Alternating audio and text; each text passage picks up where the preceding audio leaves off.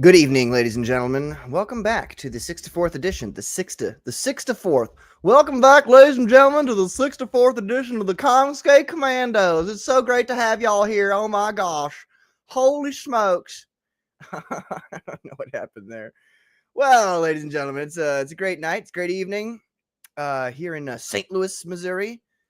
Wow, I said that like Trump. St. Louis. Anyway, it's a great night, and it's going to be a really fantastic time for everybody involved. Let me bring on my co-host for this. Well, maybe not everybody involved. Who knows? Let me bring on my co-host for this evening. It's Colonel Carbon Heart. Yes, sir. Hail, Patrick. How are you? Good, man. How are you? Great, thank you. I see Yes, you're sir. demonstrating your various accents, your various voice talent abilities. That's right. It just comes naturally. You know what I mean? Yeah, stream of consciousness. Suddenly you're a Southerner. Yeah, it happens. I mean, of course, every Southerner that we know, like Kay did and Mandy and everybody else, they'd be like, that's a horrible Southern accent. Oh, yeah, of course. You know, You know? everybody that you impersonate always says that. Yes. One Especially day I hope... the Brits. Oh, yeah, dude. They're so judgmental about it. They're like, you've done 3 different accents from 3 different parts of Britain. And you're like, you all sound the same, though. And they basically say that you sound like the gayest British man that's ever lived. You know? Yeah, right. No, Peter Gilmore hates when I do that voice. Like, for instance, Art Hyde would have said, coming back to YouTube while I was watching Rumble, the things I do for Patrick. He hates that voice. And that's why that actually might be the gayest British man that's ever lived. Thank you. That you're doing right there. That's my Elton John impersonation. Let me ask you, Patrick, am I coming through clearly on my mic? Yeah, you sound great. Okay, good. At least to me. Chat, same as usual. Good? Bad? No, yes, exact same. Okay, great. Let me bring on my other co-host for this evening. It's Frederick Guman. Hey, what's up, Frederick? Guten Tag, Herr General Herr Carbon Heart.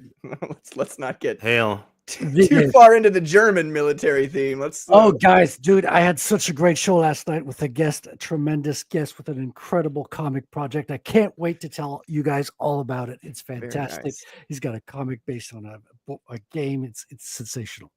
This is fantastic. Well, speaking of whom, let's bring on our special guest star for this evening, ladies and gentlemen. It is Chris Fisk, the creator of Infinitale Chronicles. Hey. What's up, Chris? Hey, how's it going? How's it Hey, going? there he is. Thank you for being here. I've been on your show with Immortal at least 2 or 3 times now, so I appreciate you coming on this one. Yeah, thanks for having me, man.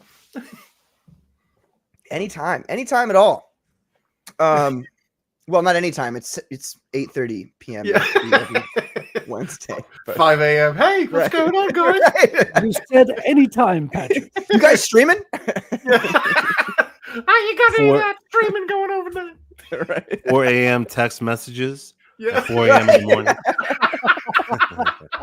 I got Patrick, can you talk to Aaron C for me? He's being kind of mean on our show. Uh-oh. Yeah. Well, it's fantastic to have you on. I heard you had a good time on Frederick's show last night. Oh, yeah. Yeah, we had a blast. I meant to be there the whole time, but Comicsgate Live was happening, Ah. and I thought I was going to get invited on. Oh. No, sir. You made your choice, Patrick. What choice did I make? I didn't say anything. It might have been that one time I yelled the N-word really loud on the last big stream I was on. Maybe. There will be more. There'll be more opportunities. To yell the N-word really loud? Or... No, I mean there'll Okay. be more episodes. That too. I mean, It was also a very big panel. Like by the time the panel got so big, you know, it's tough to come on as the 9th or 10th person. Yeah. You know? Yeah. Bro, I had a joke lined up though. I was gonna get these people just dying. I had a joke lined up, and now the time has passed. So This I is was all so about. Actually, G-Dash was there helping me. Yeah, well, kind of helping me. Now they all think I'm gay. Thanks, G-Dash. Stop it. Well, actually, once Ethan saw your name mentioned, he did say, "Oh, we need to have Patrick come on." So Yeah. obviously that's you're good. welcome on there. It seems like. Yes. The N-word got you in there. Is that what it was? Thank God for the N-word. I guess. it's the secret password. Oh, it's Now like you those got cartoons. cake, and then I'm good to go. Oh, That's a good point, Art. He says you closed your campaign, Patrick. Why even have you on? I no, that's honestly token. There's that last part of there. Okay. That's why I'm not too worried about it. It was like, have people on who are actually trying to do stuff right now. So, but let's see here. Let me I have my special consultant for this evening to kind of watch you, Chris, and to determine if you're Commandos material. And I'll be watching him and determining if he's Commandos material while he's at it. Ladies and gentlemen, please give a warm welcome to young Klippa. Hello. How's everybody doing tonight? What's up, bro? Hey, How you YC. doing? What's up, Riley? Good to see you, man. Hello. I'm buying Infinitale #1 right now on Amazon. Oh, The paperback. Hold on. Have I finished that transaction yet? I love how he says he's Thank buying it. you. He's just going to yell at Mint to buy YC, it. I've finished buying it. I have now bought it. Thank which you. version? Which version? There's 3 different versions. Which version did I buy? Oh, well, there's only one version of the first book, so you're Oh, good. okay. It's the seminal one. What, man? Shut up. That just means first. What do you? Which book did you Seminal get? Fluids. Get the Infinitale thing. Don't fucking cue me about other things. Buy the paperback that we're supposed to come in with. Like, I just backed your book, and then you suck. Customers who bought Infinitale also bought. No good deed goes unpunished. Riley, are you going for your own version of Ye's hooded gear that he's been wearing lately? No, I'm not like a hack. It's just yays. Wow. Whoa. Oh, snap. Nice. Oh, shit. The love hoodie, dog. It's the all day hoodie. But It's the because Cassie official. wore it when P. Diddy beat her up, he resold it as the all day, or he resold this all day hoodie as the love hoodie. And Mint and I have it in white and black. So That's with amazing. the new You're out of Cassie your and mind, Diddy dude. for Comicsgate. With a Cassie and Diddy at Comicsgate. Notice too how he subconsciously put white before black when he said that. The uppercase W. Just saying. Look, I'm wearing the white one, okay? There's a statement in there somewhere. Well, Very let's nice. say hello to the chat, ladies and gentlemen. We got Chris. He's right here with us. We fight for love. Dude, it's such a great song. It gets me going every time. We've got Art Haida here. What's up, Art? Thank you for being here. The things he does for Patrick. We got Sleeping Psychopathy coming at me yet again. Sure. Yeah, sure. You were typing an American flag, and that's what came up. Right. Yeah, I correct her later down the chat, but you'll see. Yeah. We got Groku. Same thing. These guys. This can't go unchecked, Patrick. Right. There must be repercussions for the. You know what? Yeah, there's going to be repercussions. I'm going to send Riley over to your place of business. That's what's going to happen. Bunny stickers. We've got Rosario here. What's up, Rosario? Welcome. Thank you for being here. We've got Tenkage, who every time he comes on your show, I have to second guess the way I'm saying his name. Am I saying it Hey, correctly, Ted or am Cage, I how not? you doing, man? See, you're doing it again. Well, you never seen Naruto? It's always Nani? Kage. Naruto. While you kids were watching Naruto, they anime say Kage. losers, I was watching the old 90s Marvel cartoons. Okay. So Those are nah. pretty good. You know too. what? It's Just sick. pronounce everything with an American accent and a pronunciation. Like Yeah, people say go- manga. I can't stand when people say manga. It's always Uh-oh. been manga. You fucking faggot. Stop trying to be Japanese. The word's mangaka though. Okay, it's not. If it was comic artist, you'd want them to call it a comic. Yeah. A comic. If that's how you called them a comic artist, you'd expect them to say comic book. So this ne. I expect them to. stop Sorry, I talking. won't keep We moved defending them anime twice. and manga and shit. I'm Japanese, but I don't like that stuff. Are you actually part Japanese? Ore. Wow. What a. Oh my god. はいだね。どうしたいんだ Higurashi no neko no korori. What do you mean? Come on, of course. Oh, you should have man. subtitles on when you talk Japanese. all I can do is like kind of imitate the final boss when he's about to fight somebody, and I don't even know what I'm saying. It's maybe not even real words, but he's like, "What Perfect. Exactly. Yeah, the Wazoo. Lower your Wadu voice and, just a tiny bit and yell anime titles, and it works. You know. Nanda Scott. Okay, the weeb scale is off the charts, guys. Mo Biggs is exploding right now. I'm just saying how to pretend to be Japanese. You just yell anime titles. It's very easy. Seiko Tachi Toyota. Tomo Huru Katsuro Namae wa. Like that's just lyrics from the Teen Titans theme song. Tomo Huru Katsuro Namae wa. Like you just gotta get like close. He's a Titan. That guy's hardcore. We've got Wolf and Bear. He says, "Hail, what's up, Wolf and Bear? Thank you for being here, man." Hey. We've got G-Dash. Hello, G-Dash. Thank you for being here as well. G-Dash, you pop in and out. I don't know if you're like lurking in the background, but I like to see you when you're here. We've got Skeleton Core Comics. What's up, Skelly? How you doing, man? Hey, Hey. I don't know if I said we've got Frederick here, but obviously he's right here with us. Ohio Gumbo. USA. We have Salty. He says, "Let's go!" High energy Hail. show. Yes. Hail, Sean. We've got Zombie Boy. What's up, Zombie? Welcome back, man. Nice to see you. And let's see here. See, you guys are episode 69. Look, we're gonna turn the whole thing on its head. You guys are gonna have. You can't forget about Katie in the chat. If you ignore her, Did she'll I get ignore? very I upset. didn't skip by her, did I? Katie, Did you find say an hello to embarrassing Katie, clip of did? Patrick. Not yet. I'm getting to that. Punish Oh, I him. thought you were wrapping up the. He should give you salutation. preferential treatment. He should skip the other chats to read yours first. I give her preferential treatment when I just don't read her chats. Okay, where is she? There you are. I guess negative Hello, preference Katie. is a preference. Welcome. And that is we got Mikey Gates. What's up, Patrick? Hail chat. What's up, man? How you doing? Hey. And let's see here. Keep going. Oh, Flip City Magazine. Good evening, Commandos and Hey. illustrious chat. Hello, Christy. How are you? And oh man, we got a lot of people were just posting. No, I don't. I'm just being funny. All right. Well, we're back, ladies and gentlemen.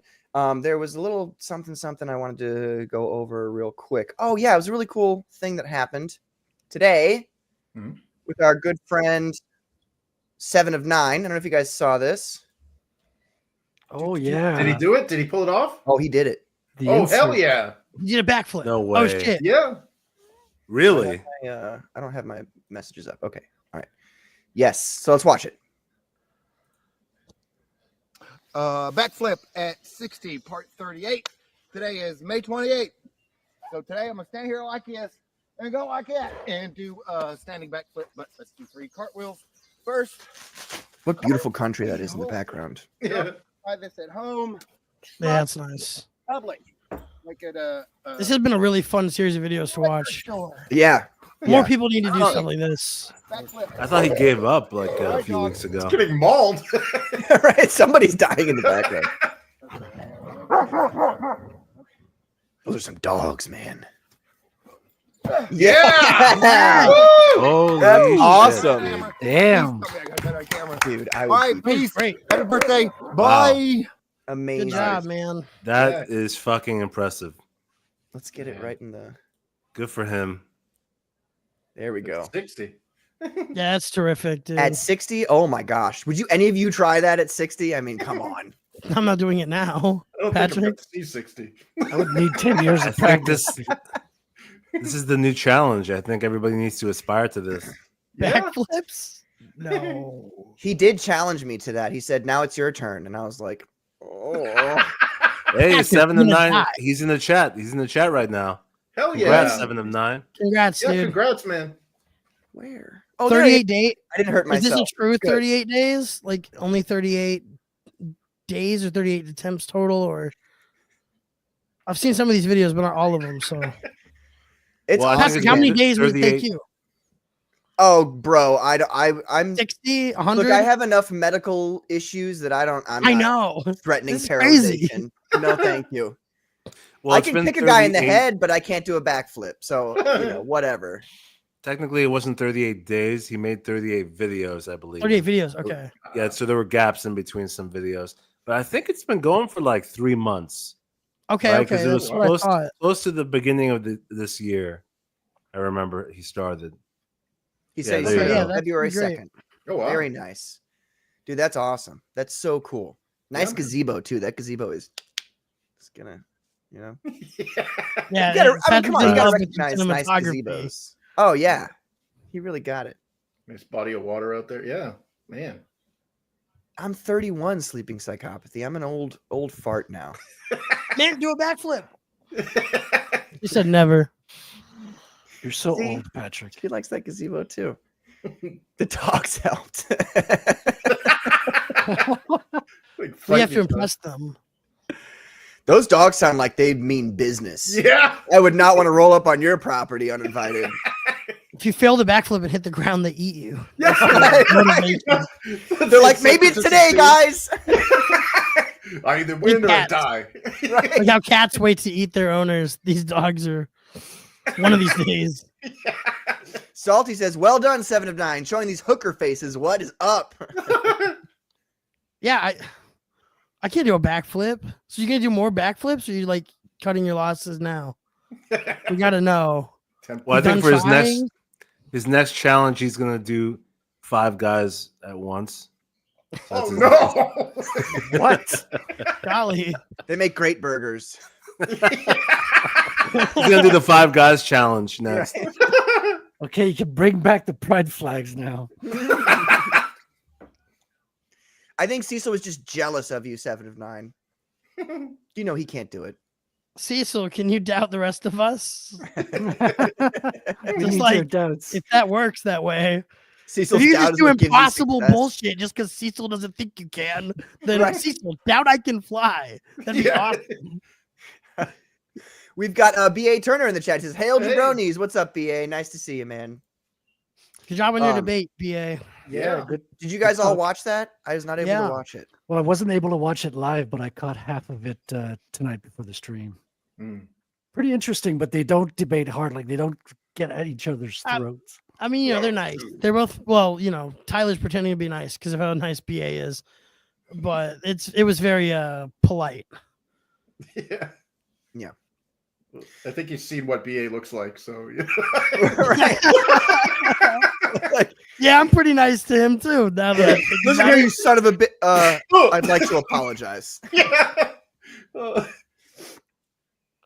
We got Gray Wolf in the chat. He says, hi, chat. What's up, Gray Wolf? Nice to see you, man.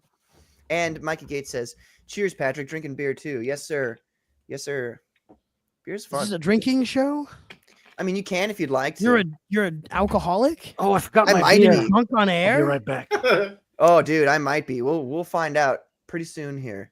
Art Can I Hyde have a says, shot? 5 guys at once. Oh, God. See, this is I should like read through these before I start reading them. We need a delay. Almost no one does that. So Grey Wolf says, Lamau reminds me of a meme I saw. Dahmer eating a burger and saying, this don't taste like 5 guys. That's pretty good. That is pretty good. Yes, BA. Well, it's easy to say kind words about you because you just knock it out of the park all the time. So Yeah, man. what are we supposed to do? Hey, so where anybody who has the link to that, can you post it in the chat there for me, please? Thank you. Black Angus's channel, by the way. Shout out Angus for moderating. He was a good moderator. Mod. He messaged to have me on his channel before my campaign closed, and our DMs were down at the time. And I saw the message because I was like, who the fuck is this guy? Because the name is different now. SpongeBob's book. Yeah, it's Yeah, like he keeps changing it. Yeah. Fembob Doesn't- something or other. I was like, who is this guy? And then I was, it's him. Okay. I was very Surprise. confused at first. But yeah.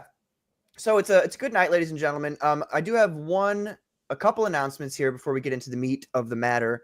And one of them is that I'm 10 pages out from Phenomenon 2, which then need to be colored and inked or lettered, but that kind of thing doesn't take more than like 3 days. So 10 pages from now is approximately like 2.5-ish weeks, 2.5 to 3 weeks. So, and then I'll have to, print everything and get it sent to me. So we're looking at probably close to mid-July or late July for fulfillment for Phenomenon #2. Thank you again to everybody who backed and everybody who has supported me throughout that entire campaign. I appreciate it greatly. Shalom.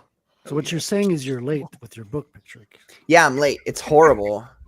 It's almost like I was like, oh, I got to make this more quality so that I don't send it off. Really, it's like, I just wanted to make it better for myself. I was like, there's not nearly enough blood and violence in this. I got to increase that drastically. Amen. So yeah, that. And then there is a new promo show. It's slightly different than this show. I mean, this show, we do a lot of promotion on this show, but also, we like to kind of focus on one person and talk about kind of how they got into comics and all that stuff, like the nitty gritties, of how people got into comic books, how they operate, how they, do what they do, that kind of thing. There's a different promo show that I'm starting with Peter Gilmore, though, called Shilling in the Name of, and that's going to be every Saturday night. And, I'm sure you guys are welcome to come on whenever you're available. It'll be a great time. He said we're going to have 3 guests a night, Whoa. which is a lot of people. Nice Rage Against the Machine. Rage Against the Machine reference there. Mm-hmm. We were both talking to each other. We're like, God, they're such pussies, but their music is so good. Yeah. I mean, they're forgivable. I feel like they didn't go too crazy with the pandering. Not like Green Day. Oh, Yeah. Green Day's Wow. cringy at times. Offspring as well was pretty bad. Yeah. Don't talk about the Offspring. Oh, you're a big fan? You're a big fan, Patrick? Oh, weren't you here? You were here for this. We talked about this. Did we talk about the Offspring? Yeah, we waited for you to come back to talk about the Offspring. Oh. What's your favorite song? It's a good thing that you really, the things that happen on the Commando shows, it really touches you that you remember it. Did we say we agree that they suck? Right? Correct. Right. Oh, okay. They suck so bad that I almost hate them more than I hate Pearl Jam. Oh. In fact, I actually Lord. might because Pearl Jam at least gave us Temple of the Dog. Mhm. The Offspring has given us Yeah. nothing but headaches. So That's where I need to stop you, because Pearl Jam is still they hold a special place in my heart. Early '90s, they were very good. They did dip later on, and recently now it's like who gives a shit. But 10, their first album, is a work of art. it is really good. Yeah, there's no doubt about that. No doubt. Salty says, who would have thought the biggest homo, Morrissey, would be the most based? That is a good Yeah. point. Yeah. That's funny. We got a new fellow in the chat here, Edwin Buzz Hey, don't help me. Acevedo? Acevedo. there Yeah, you good go. job. Yeah. Buzz, Here we man. go. Welcome, Edwin. Nice to see you. I saw your first name and I was a little like, oh God, here we go. And then I realized you're not that Edwin. So we're good to go. It's okay. God, I hate listening to old guys talk about music. Fuck Oh, yeah, man. dude. How Oh, is Patrick? Have to be. Patrick is 31. Okay, that's a baby. Yeah. Okay, That's I'm very not. old. I Don't am listen not to- past 40. I'm not past 40, by the way. So I'm still young. Riley is like man. 25. Boomers, you're all old as hell. I'm the old guy here, but I'm shutting up about music. So Yeah. Thanks, Geritol. Oh, how about that new The Monkees album? Right, boys? I'm going to the I'm a Bobby Darin believer. concert. All right. Well, Chris here has a new campaign right now. Chris, do you want to share the campaign so you can scroll through it, or do you want me to share it so I can scroll through it? It's up to you. I'm cool either way. I mean, I figure I guess I can try to share the show, share the page, but yeah. Hold on. Yeah. Yeah. Let me move some stuff around here and Sure. all right. And okay. wow. What the? Present. Who's Tay Tay? That Taylor Swift. I've hated Taylor Swift since I was but a wee child. Don't put that evil on me. Yeah. That was old though. That's an old reference though. Don't put that evil on me. Yeah. right. Right. All right, so campaign. Boom. Here. Oh, 54. nice. Nice. 4,071. That's awesome. Oh, 25 wow. days left. You're sure to get a lot more there. That's amazing. Awesome, Hell man. yeah. Yeah, dude. I'm super like stoked like by the amount of support I got. Like I was surprised, with how shitty the economy is and everything. I Uh-huh. was like, wow, like because I launched on Bancrofts on Friday and we funded within an hour. That's amazing. Amazing. Nice. Oh man, yeah, I'm super grateful, guys. Like I did not expect this, so this is my campaign. Shows you all like basically the story so far, as well as kind of what we have on display or what's for sale. We've got 3 different books here. Here's a cool thing about this: if you go through this page and you're wondering like where the hell's the interior art, I kind of put it in these nice little links. So you just click a link and voila, you see you've got a nice Brilliant. Page flips. 15-page preview, and you can download it. Yeah, if I love you how you want. can kind of pull the page, but then not. Yeah, woo! Oh, look at that. That's crazy. That's awesome. fun. Yeah, so the the campaign has 3 editions for books. So we have the standard edition, which was done by the original art team. The alternate edition, which is done by a separate art team. It's the same exact story, just a different artistic vision. So you get the same story, 2 different art teams. And then we have the the manga edition. Ego dekimasu ka? So we've got the black and white manga edition or manga. God damn it! We got 120 pages. Cancel him. He pronounced Jot manga that down wrong. on his permanent record, please, Frederick. Yep. One more and he's Making a note of canceled. it right now. So the standard edition is 120 pages, perfect bound, full color. Alternate art edition is also 120 pages, perfect bound, full color. Standard edition is more of your kind of Western comic style, done by the original team that did the first book. The alternate edition is more of like a storybook style art, closer to the European banda staisonné stuff. It's the same dimensions as the Western one because I didn't want to, like, when I'm shipping this, I want to make sure I can get it all in the same box. And then the manga edition is that smaller digest size, and it's also in black and white. It contains both books 1 and 2, and it's in the right to left manga format. So That's disgusting, but very cool. yeah, just to give you a little taste of the manga edition. So it's backwards. Yeah. So all of the dialogue is in English, but the sound effects are all in Japanese. So cool. Don't do it, kid. Don't read manga. It'll fuck you up when you go to draw a comic page afterwards. You'll just draw your panels the wrong way. All right, I gotta go, guys. That sound effect said "Krakaboom." Yeah, let's go, Kinkachu, protect my balls. No. Some of the bundles that I'm offering on the campaign, if you get both the standard and the alternate editions together, you can get it in this nice little bundle, and it comes with a cool slipcase with art by Clark Ocliza on it. So it gives you more an incentive to get kind of 2 visions of the same story.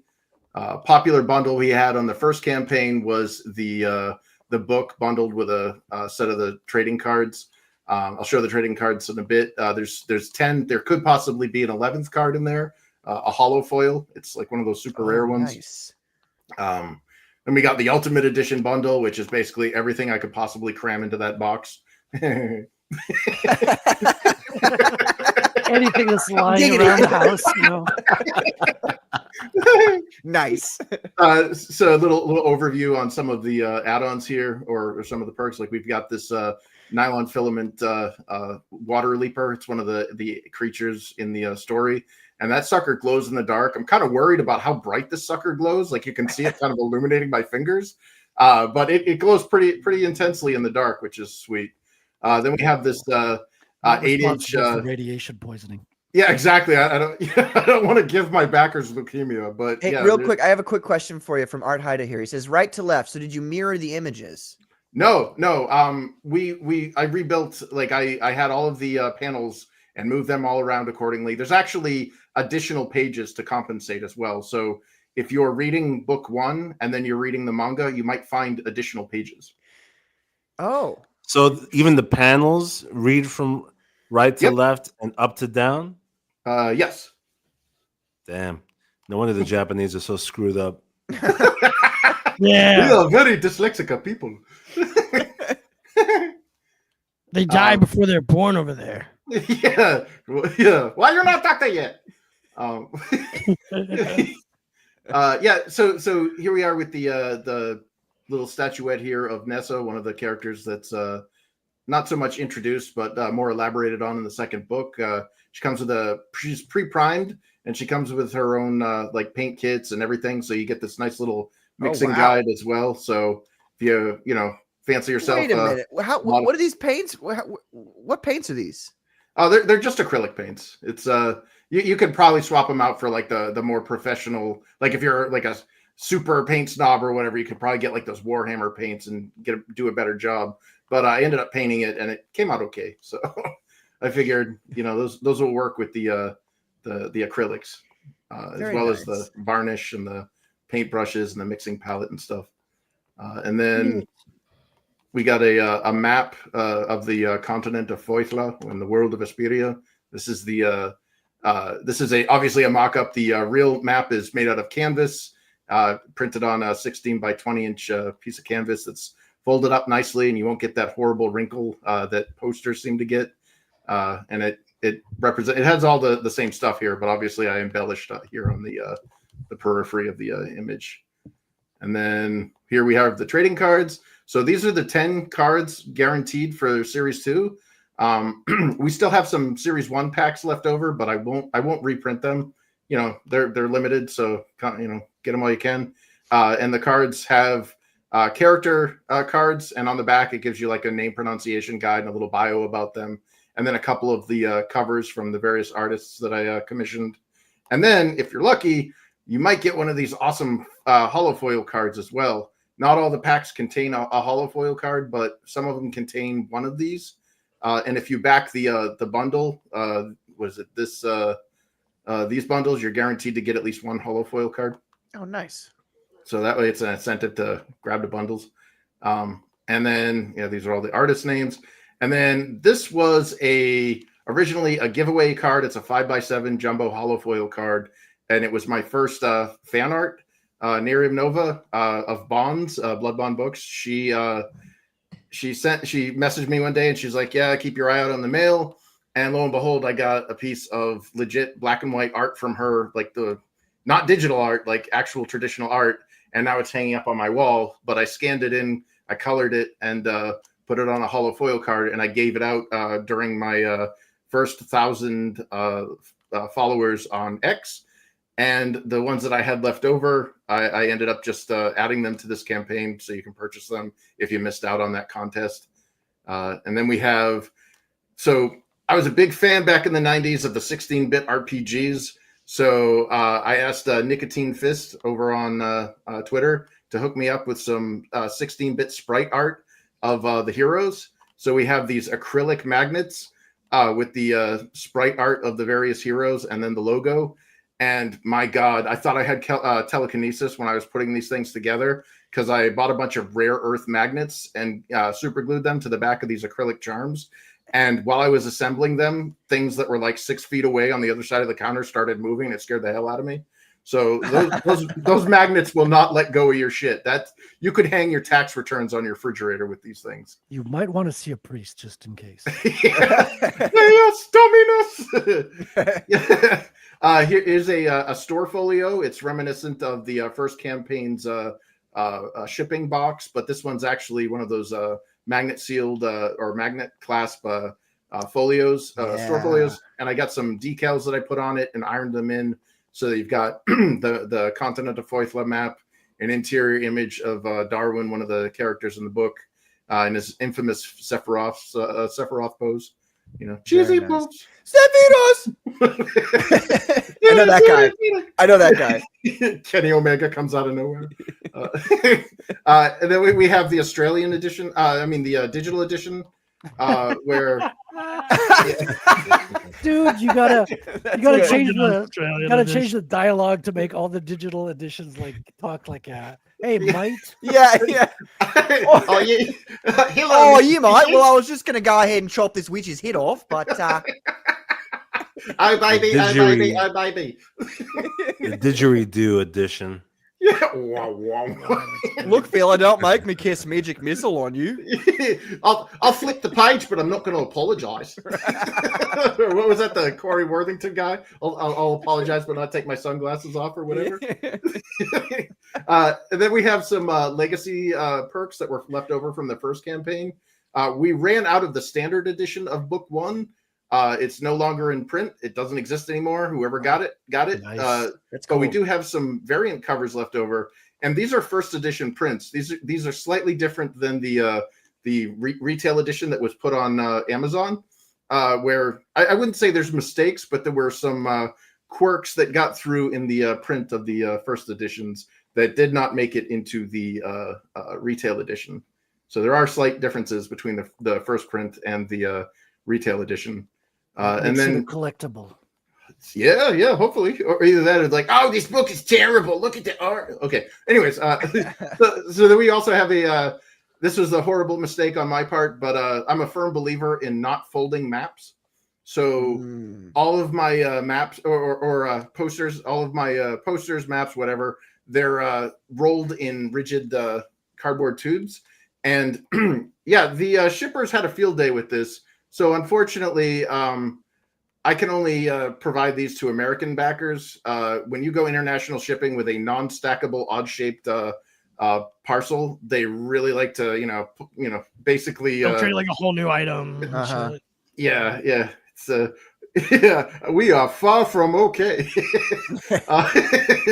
And then here's the very limited quantities left of the collectible cards.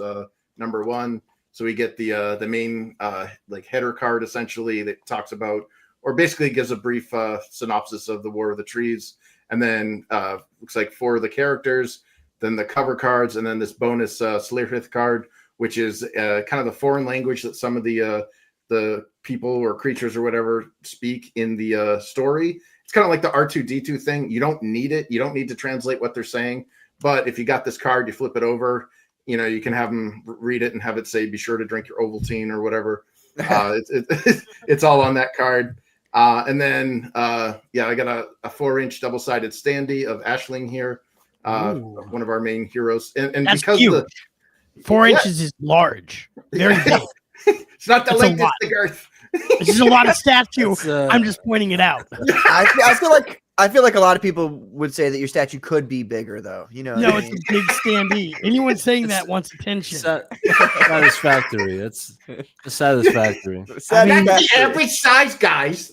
Even if you don't make the whole statue bigger, you could have made her breasts a little bit bigger. That's what makes you to the breasts. We all Dude. agree to that. Yeah. Chris, this is the most extensive campaign I've Yeah. ever seen, dude. It's like you have a whole damn store here. I know, You right? open up a freaking brick and mortar store with all this stuff. Seriously. Well, I'm glad I'm not the only one who thought that this was very, very meticulously planned out. It's like, well, thanks. You have a mouse pad also I can buy? Can I get a mouse pad? Well, we did. So I took after I fulfilled the first campaign, I sent out a survey, and on it was a list of perks. Which ones do you want? And if there's a perk that's not on here, write it in. And I basically just took that, put it in a spreadsheet, got the numbers on it, and then the top 5 or whatever, I made those perks, and the ones that didn't make it kind of fell to the wayside. So I don't know what you're talking about, Carbon. There's not even a keychain in this. You need stickers. Yeah, shot you're right. glasses? Where are the shot glasses? oh yeah, you do need those. Shane Davis had those. Those are great. The lunchbox. Yeah. Scotsman TV No says lunch make sure. Merchandising. Wait a minute. Is that the mouse pad? What is that? so this was one of the stretch goals on the first campaign. It's a jumbo hollow foil card, just like the Nerium Nova one that I showed earlier. Oh, it's a card, though. Okay. Yeah, it was free on the first campaign. Once we reached the stretch goal, anybody that backed like a limited quantity perk, bam, they Gotta got make it for these, free. dog. I need some of these. Yeah. The boobs are good for your wrist. Yeah. I heard it's very good for the health if you look at them. You have hot characters, you just gotta have a Lowers- comfortable place to put your wrist. Yeah. Lowers the blood pressure, Yeah. Now I have a place to put my hands. Just talking about how I already have the books printed, or at least a first batch of the books printed. I sent them out to proof. Last year, I went to the Granite State Comic-Con here in New Hampshire. And the ones that I had left over, I was like, you know what? I'm not going to make people wait. Once the campaign ends, bam, put those in a box and ship them out to you. So you don't have to wait all that long. I also, just like with the first campaign, I created these war chest boxes where if you back $25 or more, not including shipping, but $25 or more worth of perks, you get a nice collector's box where all the stuff comes in. And it looks great, Chris. But like, for something with the word chest on it, we should be seeing her chest. Oh my god! the relief. Just saying, We found the only problem with your campaign, Chris. There's not enough tits. It's like an IGN review. Wait a minute. 3 out of 10, not enough tits. Let's watch the trailer. Maybe the trailer will have some TNA. Possibly. Well, actually, You got to get the statuette to play with the tits. Sorry. Scotsman TV, by the way, says, make sure everyone gets out there and backs my boy Chris. Infinitale is a great story. hell yeah. Thanks, Scotsman. Man. Yeah. You're doing all 10. You're doing all 10 no matter what. I hope so. Even if you die. How are you doing it? Who are you passing it on to? Yeah, who does it pass on to? Is it in your Like will? Robert Jordan died and he passed on Wheel of Time. Who are you passing this on to when you're dead? Well, there have been arrangements. So Yes. yeah. That's more than you can say for most people's ideas. Yeah. Yeah. Well, it's not that I'm planning it. It's just Plan for your death, Patrick. Get thinking about it. We need more of your comics when you're gone. That's a long time. I've already planned for that. The value of the You're comics we 31, already dude. bought will go up Midlife. tremendously. Midlife crisis, Patrick. Bro, I thought I would be dead 5 years ago. Now I'm still here, and I'm like, what the fuck? This shit's weird. Yeah. Putting stuff off, Patrick, right? Late again, aren't you? Yeah. Right? I'm always late on everything. Comes back from the dead. Okay, I'll write my will now. Right. So here's a cool thing. We in under an hour we got the first of the stretch goals unlocked, and then 24 hours later we got the second stretch goal, and we're well on our way to the third stretch goal. And basically, what they are is the first stretch goal. Everybody gets a double-sided spot UV bookmark with a physical backing of a book, and it's got that nice little language. So if you missed out on the trading cards from the first series, you can get it automatically on the back of your bookmark. The second stretch goal is a black and white preview of book 3 done by Nerium Nova. It's 36 pages, and it's got the cover and everything already done. And then finally, 36 pages? Yes. Yeah, it's the first chapter. How long is the book? Well, going off of book 2, it was 120 pages. So, oh my gosh! Yeah, content is king. Yeah. I mean, like gracious. this has to warrant the bookmark. Like when you're, on the pooper, Yeah. you're gonna want to. My doctor said I can't stay on there long. She said I have That's to expel and go. That's what Yeah. she told me. One chapter at a time, people. I'm sorry. Surgeon General warning. Chris, are the interiors colored? On the preview, no. They will be in the final book. In fact, let me see if I can He just show said you. that, Carbon. God. I'll show you guys. Did he? I don't think he did though. He said it was black and white. It's okay. Yeah. Let's see. Where are we? Okay, here we are. So here is. I'll give you guys a little early preview of book 3, so it's legit and it exists. So voila. Nice. Here's the. So this is what we're going for the art style here. The sound effect is great. I love the sound effect. Right, every time. Yeah. So Wow. correct the double page there, but But the So final 120 pages is going to be colored. yes, that's our plan. Is that we're going to color this, but here's the kicker. If what I'm trying to do, the reason why I'm doing this weird 3 edition thing here is because I'm conducting an experiment for what I'm for the future of the series. Whichever edition of these 3 books gets backed the most, that'll be the future of the product. And the manga edition is in black and white. So if this guy gets the most, then Infinitale Chronicles or Jumoko no Taisen will be the in manga format or manga format. And if one of these other 2 styles wins, gets more backing, then I'll choose one of those styles, the Western or the bandes des années style. So this will determine the future of the Western world, basically. Yeah, excellent. Wait. Can you yell the Japanese title really angrily though?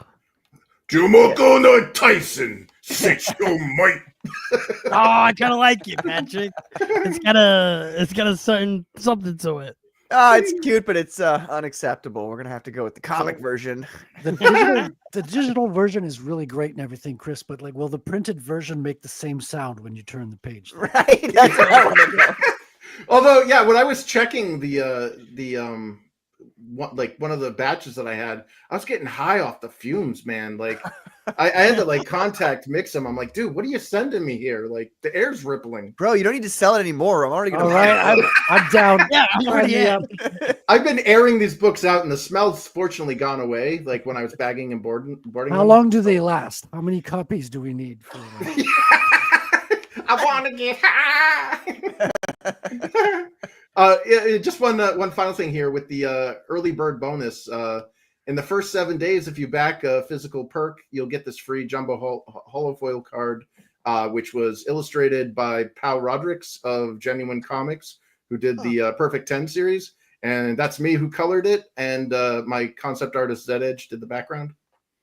Nice. Nice. He's good at drawing babes, man. I'll give Yeah, him he that. is. So, Giggity. okay, hold on. Let's back up here for a second. Hmm? We were talking about all the stuff that you're offering, but I want to know the specifics of who wrote this, who illustrated it, who colored it, yada, yada, yada.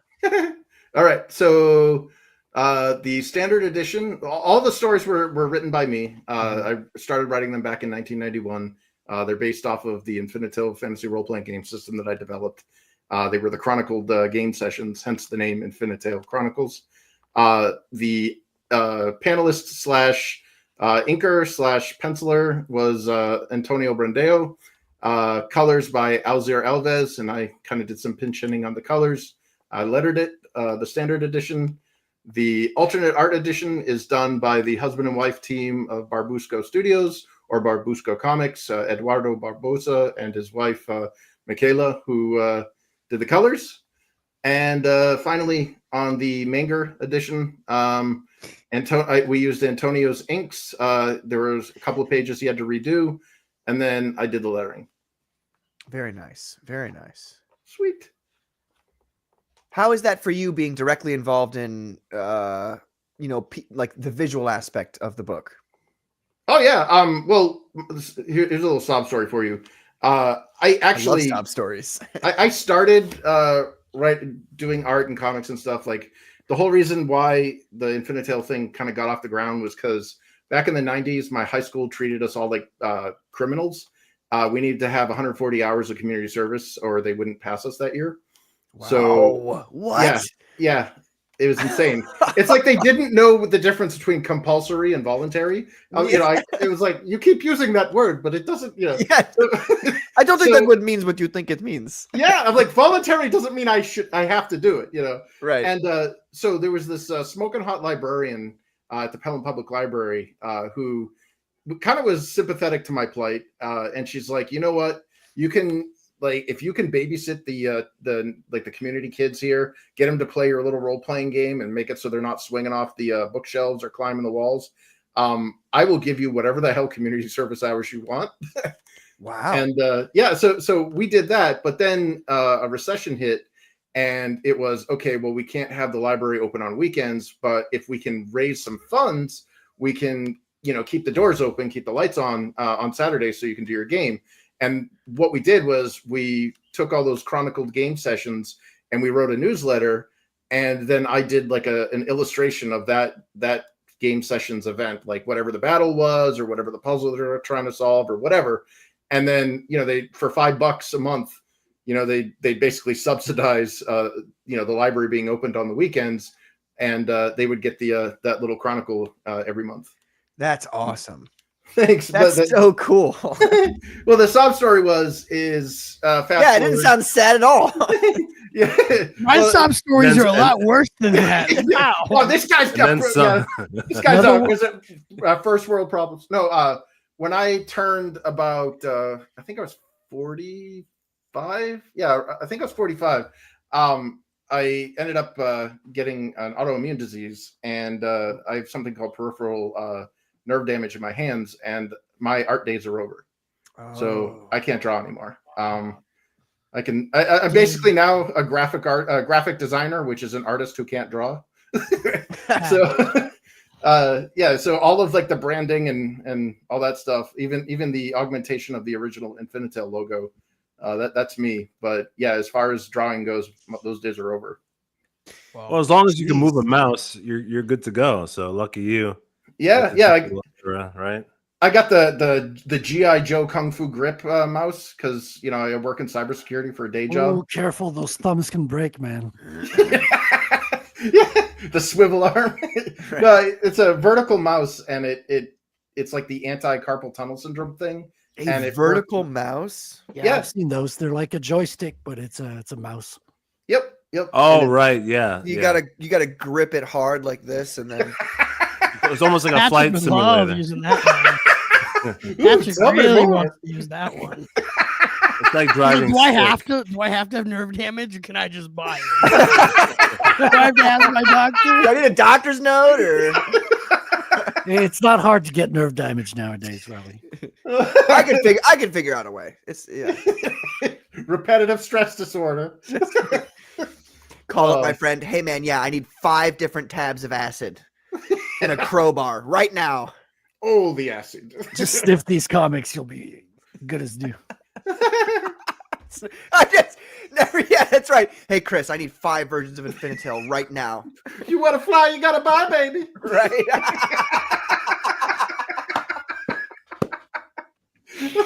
Oh my god. Yeah. Chris, that school that you mentioned that made you do the community service, what state was that in? New Hampshire. Oh, interesting.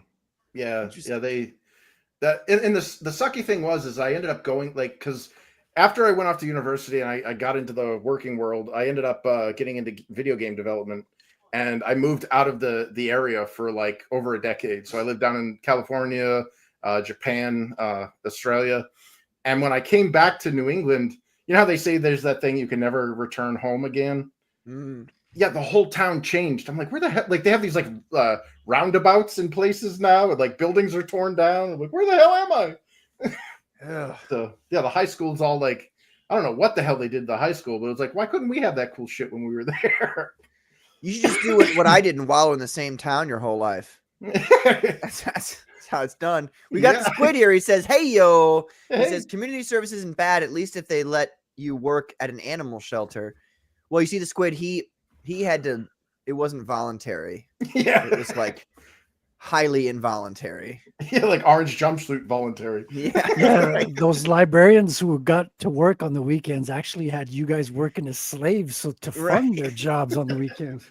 I didn't mind it. Like, dude, I was 13, 14 my freshman year, and I just remember like how hot that library. Like, I was like, what the hell, man? Like, I was like puppy dog love. I was like totally crushing on this chick, and I think she knew it because like I was a really dumb kid. Like, I was severely dyslexic. Like, literacy was kind of a pipe dream, and she ended up buying me for Christmas Dragons of Autumn Twilight, which was part of the Dragonlance series. And that's a whopper of a book for a kid that doesn't read. and she was like prodding me along every few months. She's like, "So what'd you think of this? What'd you think that? Oh, have you read any more yet?" You know, and I'm like, "Oh yeah, hey baby." Hey, baby. Are you sure you said that? Well, you know, we hear in the news lately, it's all too common with these female teachers going for Yeah. the students. So She probably you should have wanted made a you, move. Christopher. Yeah, man. Yeah, She well, was into you, dude. I don't know, man, dude. Like, I got a voice for radio. Was it a voice for print and a face for radio? Face man? for Like, radio. Face for radio, yeah. there I you think go. I think I scared the shit out of most people. You know, like, dude, Jew and Korean. That's not a good combo. Which brings up, by the way, now that you say that, because I was waiting for you to say that, you bring up a very problematic aspect of this comic. Does that sound racist? Or for him to say manga, that? in that you are directly culturally appropriating Japanese culture here. Ooh. I'm Okay. okay with it. It's Shots a fired. manhwa. Oh, you're okay with it. How do we Yeah. I've seen You're this like with black people. 5% Japanese. It only takes one guy to give everybody else permission to say it. So Yeah. I'm going to do it. Look That's at all the the pass. gingers. I mean, they got the N-word pass now. Look, Hey, we do. That's right. I do. That's right. sure, it's not like a whole 5% either. You're not really passing as a ginger, Patrick. You know what's funny about this style, and I was going to mention it. It's reminiscent of Rini's style as well. Oh yeah. Her artwork specifically, and it's Yeah. kind of this blend between anime or manga and It's manhwa in Korea, right? but also I feel like Yeah. RPGs, or they call them JRPGs now, from like the 90s and Mhm. 2000s. And it's funny that you mentioned sprites earlier as part of your campaign. You had Oh, yeah. sprites designed, because that's directly from a video game design feel, right? And Oh, so yeah, when yeah. I saw this it reminded me of like those old school art, Final Fantasy on the SNES. Yeah. And that the whole look, which I feel like that spawned a new art style that blended Japanese art and American art. Yeah, the East meets West stuff. Yeah, man. Yeah, it's weird because like I spent 10 years in the gaming industry, and like no two studios had like the same art style, but yet when you look at like the JRPGs and stuff, there's a very consistent like art direction across the board. That brings up some cool questions, but I want to make sure that you have said everything you would like to say for the moment about the campaign. No, I mean, like, I don't want to cut you off at all. I know there's a whole bunch of stuff here that you could talk, I'm sure, for days about this. But and there's other questions I want to ask you specifically about like the story and stuff. Cool. But let's back it up. All right. First of all, Flady says, this is how you get the movie Gremlins, you fools. You know not what you've unleashed upon mankind. And Crazy Cat says, if he thinks I'm not going to say it, you said this. I didn't say it. I'm just repeating the fact that you said, "What up, my moon crickets?" See? You think I care? Words are guttural noises uttered by human species that mean nothing unless somebody who thinks they mean something hears it. Want to make It's all about $500,000? perception. That's a term of endearment, actually. Moon cricket. Oh, my little is moon it? cricket. Yeah. Wow. I'm just gonna go around and call my mom. Hey, what's up, man? Anyway, so Chris, how did you get into? Okay, so we know how Infinitale came about. Mhm, Now you're in kind of a scene. I don't want to put anything on you, so how did you get involved? Say hi to with Comicsgate around right now. Comicsgate, right? Say you love them hi. now. How did I get? Well, that's so. Comicsgate was pretty much synonymous with indie comics. Like, when you're looking at YouTube, Yeah. you're looking at social media. It's such a large and amorphous. Like, it's not one group. Like, I've seen people in Comicsgate that hate other people in other groups of Comicsgate. I've seen people that are doing this kind of genre. I've seen people doing that kind of genre. So it's a huge umbrella term. And there's all the like the little wars and stuff going on, but like at the end of the day, we're trying to basically make something so that we don't have dinner parties and what is it, and prom issues of comics. Mhm. So when I started seeing Galas. messaging like Ugh. the Hellfire, whatever, like when I started seeing like people on YouTube, people on Twitter, or when it was still called Twitter, are like, what the hell is this crap? And I'm like, okay, I'm gonna follow this person because that is voicing, like, that's the only reason why I got into this, dude, is because after I left the video game industry, it depressed the shit out of me. Like, I went through 10 years of a slog. I do not like urge Can you anybody tell us to right get about into what year that was that you left the video game industry? 2014. Okay. Thank you. And I basically, I gave up my dream. Like I was homeless at one point because of how unstable video game development is. And when you don't have a job and Obama steals money from your bank account because you're not buying his health insurance, you end up, your apartment association aren't too sympathetic to your lack of funds, and a nice sheriff leaves a nice piece of paper, taped to your door. But after I ended up leaving the gaming industry, which was funny because the homelessness wasn't what made me leave, because I ended up getting another job. I worked on this TV show / video game in San Diego called Defiance. I did that from like 2011 to 2013. I got out of the industry, and I wasn't doing anything creative because I jumped ship. I went from video game development into cybersecurity. So it's like, okay, creatively constipated, no more creative fun stuff, fun in quotes, and all of my hobbies started going to shit. Like everything was telling me that they didn't want me as their customer anymore. And it was like, so not only is my real life shitty, now all of my escapism is shitty. So I was like, what am I going to do? I wasted a lot of money on like Project Greenlight down in Boston, man. Went down there and got to talk to Matt Damon. And, he took a look at my stuff, told me like, nobody, like no film production company would ever look at this. They would they'd see the dollar signs and go, unless you want to animate this or something, we will never make, like, this just requires too much of a budget to be made, like successfully. So, Gotcha. Tone down your shit.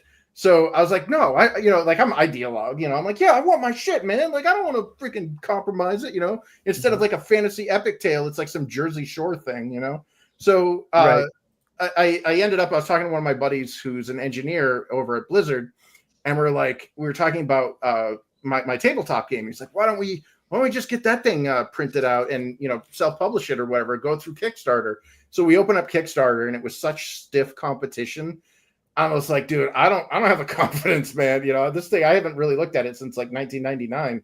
And he's like, well, maybe you can make like animations or something with Flash. So I got my hands on Flash, wrote up the big screenplay that I had from the Project Greenlight stuff. Have this huge, like, eyes bigger than my mouth kind of thing. And I realized, I've taken on more than I can handle. So it turned to books, and then it was, well, why don't you just make like a comic book, dude? You're an artist. Like, do a comic book. And I'm like, I don't even know the first thing about comics, man. I know I like reading them, but like, I don't know how to make them. So I contacted this guy out in California who had a company, High Concept Media Properties, who specialized in kind of adapting like rich people's crap and trying to make it into a comic. And he's like, looked at my screenplay, and he's like, no comic artist will work with you if you hand them this. Like, we're going to have to translate this into a workable script. So I spent about 2-3 years getting all of that all fixed, basically. And I had, at the end of it, about 10 books worth of comic book script. And I'm like, I can't make one gargantuan book. So we took the choppy to it. And in 2021, I launched and crowdfunded book 1, which was 54 pages full color. And then when we got to book 2, it was supposed to be 60 pages. And I sent it out to a couple of my proofreaders. One of them was my former coworker, Oscar. Awesome guy, by the way, Oscar, if you're watching this, F you. He Got him. Yeah, he doesn't. The reason why I have him as a proofreader is because he doesn't mince words. He doesn't shy away. He took a look at my 60-page book 2 and went, yeah, this is ass. We're going to have to move some stuff around. Like, your pacing sucks. So I gave him the rest of the 10 books. He read through it, and he's like, okay, we can grab this piece. And then the two of us kind of collaborated, and I moved pieces around, and bam, we've got ourselves the 120-page book that we see today. Wow. That's Yeah. very, very cool. Thanks.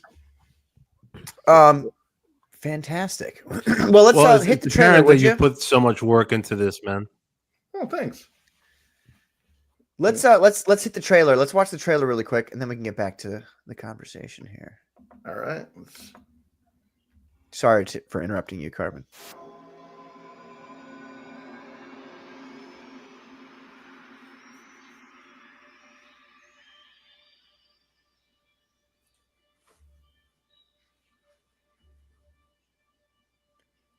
Knowledge is like a seed. When sown in fertile minds, it opens doors to new possibilities.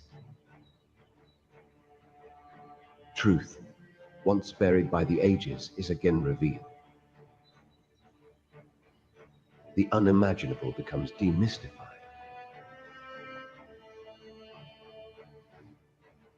New wonders are discovered that transcend the limitations of previous understanding.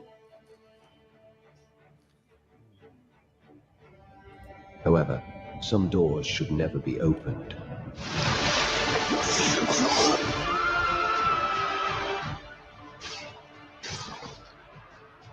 Our tale continues with the divergent paths of our heroes. As a naive king toils with ancient powers beyond his control, a grieving queen makes a fateful decision that forever changes their world.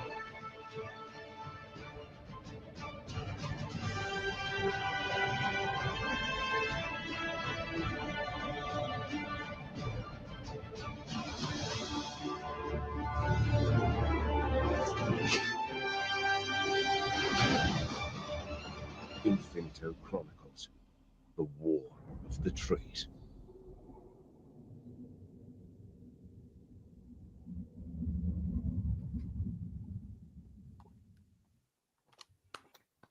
Sweet. There we go. Whoops, sorry, I was muted. I said very, very cool, very nice. Sorry, I was Oh. muted. Thanks, man. Nice. And who's the? I mean, the voice acting was really good too. Oftentimes, you get kind of, kind of somewhat unprofessional, cringy, amateur voice Sometimes acting. Dean Cain does it. What the fuck? What the fuck is this shit? Did I click on Netflix? I wasn't gonna watch this today. Yeah, very well done, Chris. I do Oh, need to thanks. tell you before I forget and we move on, and I might forget, Mhm. your entire project, this IP idea, Mhm. you may have thought of this already, but if not, I'm going to give you my opinion. I think you have a cash cow here if you create a mobile game. Oh based yeah. on this game, Oh. this whole What are you even property. talking Like about? This one this of is those book one of those 2. I've- gotcha games, right? Where you start out, it's free at first, and then you have to start like buying things with credits in the game, and then you He's actually gonna have have a to Sony start deal, paying man. cash. Dude, that's a By cash the end of cow book for you 10, there. he's gonna have cars themed around his shit. He's gonna have hoverboards, a PS5 game deal. I mean, you're thinking too low. You're like gotcha games. Come on, he can do that now. No, those mobile apps make bank. He could do dude. that now. I'm saying by the end of this franchise, he's gonna have cosplayers that build swords based on like his character's swords. There's a lot of depth here. People like that. They do I'm like looking depth. forward to seeing if the story is really good too. If the moment to moment thrusting of the narrative is as exciting as the expansive universe you've built to get lost in, if you like it. Sweet. Yeah. When I was building the story, like, there's all I've seen discussions on like world building and stuff. Mhm. And in my opinion, world building is kind of worthless if it's not in service to the story. Absolutely. Nobody wants to read about a fake history. I mean, real history is boring. Like if you're in Yep. school, like Well, yeah, says the Russian. Kind of. literature. Come on. well, if you accept certain things that have been uniformly told, that you've been told and indoctrinated your whole life is complete bullshit and fake. Okay, if you sure. accept those as Conspiracy real, theories are fun. I get that. yeah, but they're also kind of real. So Yeah. Well, that's you actually touched on the theme of Infinitale Chronicles, which is the whole Plato's allegory of the cave. Like, you're shit. Are you shitting me right now? Is it really? Yes, it's if anybody who's ever seen like or read Logan's Run or that whole false utopia, Dude. the whole dangerous freedom versus safe slavery. Wow. Well, All my right. book is totally not based on the allegory of the cave. Nah, not even a little bit. It has nothing to do with that. Well, it's a great theme to explore because I It think really we're seeing is. it now. It really truly is. Yeah. You know who turned me on to that allegory? A fucking Freemason. Oh, Shockingly. yeah. Flady says, when is Patrick and Katie going to organize the annual CG prom? We need to move CG into the modern era. This is the way. CG coffee shop should follow shortly thereafter. Well, I'm going to try to get with some folks down south there, Katie, and some other people to try to figure out how we're going to do the CG. I don't want to call it a meetup because it's not really a meet. It'll be like a convention. Like we're not playing, we're not playing around. It's going to be like a legit convention for everybody who wants to attend. Interesting. All you have to do is bow to me and kiss my ring, and then I'll allow So you. it's an easy barrier to entry. Please never say that. Never say that again. What? But, no, Which part? You might as well. You know what I'm talking about. But we might as well call it a convention. Why not? Because it's going to be a lot of indie creators, right? Well, I've always thought of it as yeah. like they call it a meetup. I mean, sure, yeah. Afterwards, we'll all get fucking slammed and do acid together. But it's like different things, right? It's like you can do a CG meetup, but it should be at Commandos Con. yeah, Commandos Con. First wow. ever Commandos Con. Yeah. First international And then I get Commandos to- boot camp. I get to like tell people to stop talking. How awesome would that be? Like Ethan gets to the mic and he's like, "Well," and I'll be like, "It's not your turn yet, bud. I'll let you know." You get it. Good to know the power's not going to go to his head. Oh, it'll go to my head, dude. There's no You doubt about get that. that drill sergeant hat to go with it, though. Oh, for sure. I just walk up to like the people who are they're putting the food out and shit, and I'm like, "No, I told you the cheese cubes are supposed to go over there." What is your major malfunction, numbnuts? Right? Let me see your war face. And they're just like, we're making minimum wage. I want to see your war face. No. I'll show up in camouflage, dude. Please. Yeah. Carbon, like full camo, face painted, everything would be amazing. Ghillie Wait, suit. Those guys are making. Carbon, that's how you could show up and still not reveal your face. Just straight That's up a pretty Achilles. damn good idea. Be hot as A potted balls in plant. there, but it'd be funny. Commando Camo paint, Con. yeah. All you have to do is invite Cody and not cancel him. It'll be a roaring success. But how funny would it be if I did invite him and still canceled him? You know, Pretty you funny. can get some attention that way, apparently. I'll invite Vito and cancel him. That's what I'll Actually, do. yeah. Definitely cancel Vito from anything you invite him to. I'll say, Vito, you can come to the show, but I have to warn you, there's going to be spikes on your chair and probably a whole package of C4 underneath it as well. So it's up to you. Vito's We'll not find out. invited. Will C4 roast a pig? Bro, look, hey, if we're gonna do a CG convention like this, there's many people that you can't say they can't be invited because if they're CG, there's certain people who I'm sure are on your minds right now Do who a call Commando themselves Con. CG. You can't do a. That's why you want to avoid a CG convention. No, it's Let called Ethan freedom of deal with speech. any of the consequences that come from Comicsgate in a convention organization. You can just do Commandos Con. You know. But then all the responsibilities on me, and I don't get to slough that's it way off on anybody funnier. else. Yeah, you get to be the scapegoat. I mean, the If organizer. you want the I don't want to power, be the scapegoat. Patrick, if you want No, the I- power, you got to take the responsibility. This is true. This I is read true. that somewhere. I think we Somewhere. should still represent CG, though. I mean, we can call it CG Commandos Con because, we're still proud of CG overall. Oh, it'll be the only reason I would try to set up a con is to make it a legit, all like everybody from CG who wants to come con. Nobody is said no except for the Wheelers. You know what I I mean? don't know, man. Like, I might hold out for the Fans Fest. You know, the Fans Fest. He says for the Fans Fest. This is a fake right? thing. Isn't You just made that up just now. That's not even No, real. that's No. what Ethan says he's No, doing, isn't it? that's Or been- at some point, It's been a one thing, day? Patrick. Yeah, for the Malins? fan. That's been Malin. That was and- before my time. When so I'm not John sure. Malin and Ethan Van Sciver No, I- actually decide to make a real convention and good, I'll believe it when I see wanna I'm go in the there. I Show wanna me go to state, theirs. brother. Show me. Let's Show put them me. right next to each other, like outside on like a strip. You go from one place to the other. Dive bar in between. Yes. Same weekend. There's a dive bar that we've put Billy Wait. Tucci at. Like he just sits there the whole time. Why don't we just take over a convention? Like pick a little one and be like, all right, the Commandos are taking over this convention, and then we all meet there at that time, and we walk around like we own the place. You never was like, who are these 70 people? There might be. A Well, that's convention one like idea. that. Yeah, we were thinking of one specifically in the South that we could do Furry that Con. in the fall. Northwest Fur Fest. Let's do it there. Northwest Perfect. Real quick, let me say hello to some folks here in the chat. We've got Jimmy the Lumberjack. What's up, brother? How you doing, man? We've got Fred's Satterfield. Great looking trailer and art, he says. Oh, thanks. We have Dickington Post. If you do a CG con and mess it up, it's over. If you mess up Commando con, someone else can try. That's I guess true. so. That's true. I guess. That's the power of an LLC right there. Vito can go to the show, but Riley gets the hotel room right next. Yeah, that's what we do for sure. The And then adjoining room, and I get the key, and Vito doesn't. I can go in and out.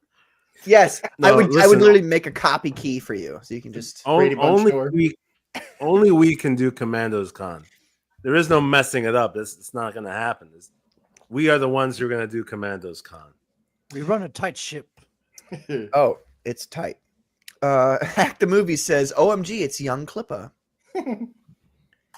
All right. All right. Here, I'm gonna run and take a whiz real quick. I will be right back. Carbon, I leave it all to you. If the show gets boring while I'm gone, I blame you. So We'll you know. we'll continue discussing this. Yeah, with I'll be Mr. right Chris back. I Fisk. promise. So, Over Chris, here. who is your favorite character that you've in your world? You have to pick one of your favorite kids. You have to choose. I would probably say a character that isn't in the books yet. What? No. Okay. No.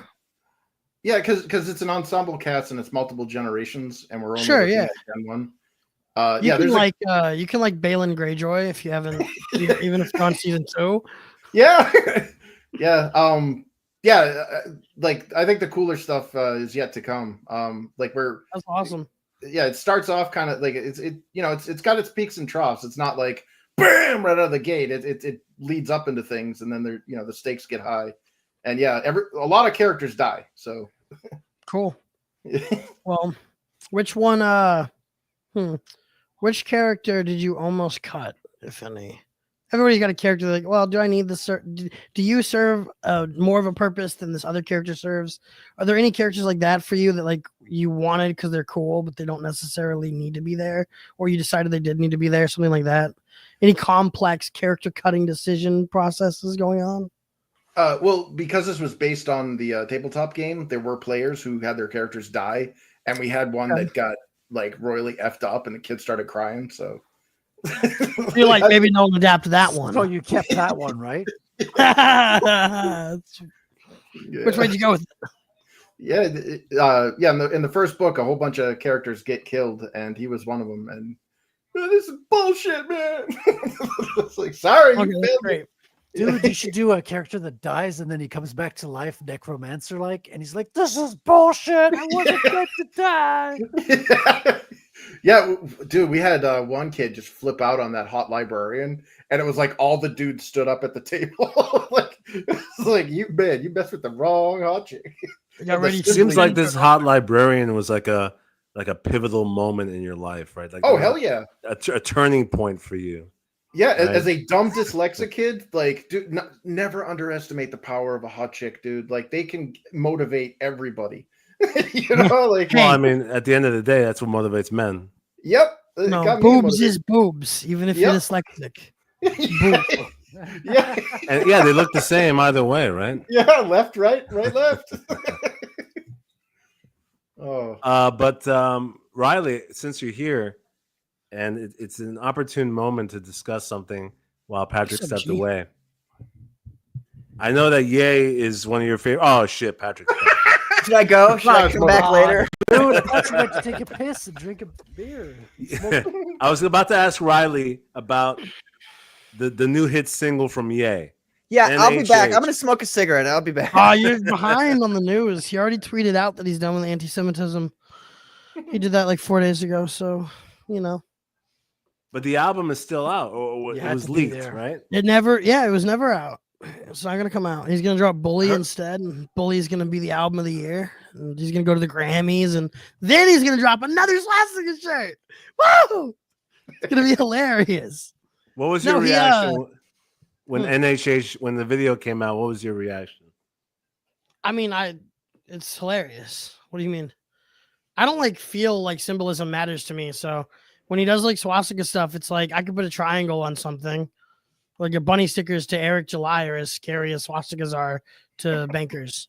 So when it comes to symbolism, like it just doesn't really work on me. So I didn't really feel anything. The music, the song is good. The beat's really good. Digital Nas, great producer. But I mean, the lyrics about like wanting to see his kids and stuff. Actually, okay, as an artistic piece, he did a terrific job encapsulating the narrative of his last 4 or 5 years of struggling, his struggle. He put that into a song and allowed everyone to catch up like a capsule, you know? First, they took my kids from me, then they closed my bank account. And that's just what he's been dealing with, I guess. But he's going to move quickly on to this nitrous, like repressed trauma with his cousin stuff, probably, because I think that's going to get him on more TV shows than NHH will.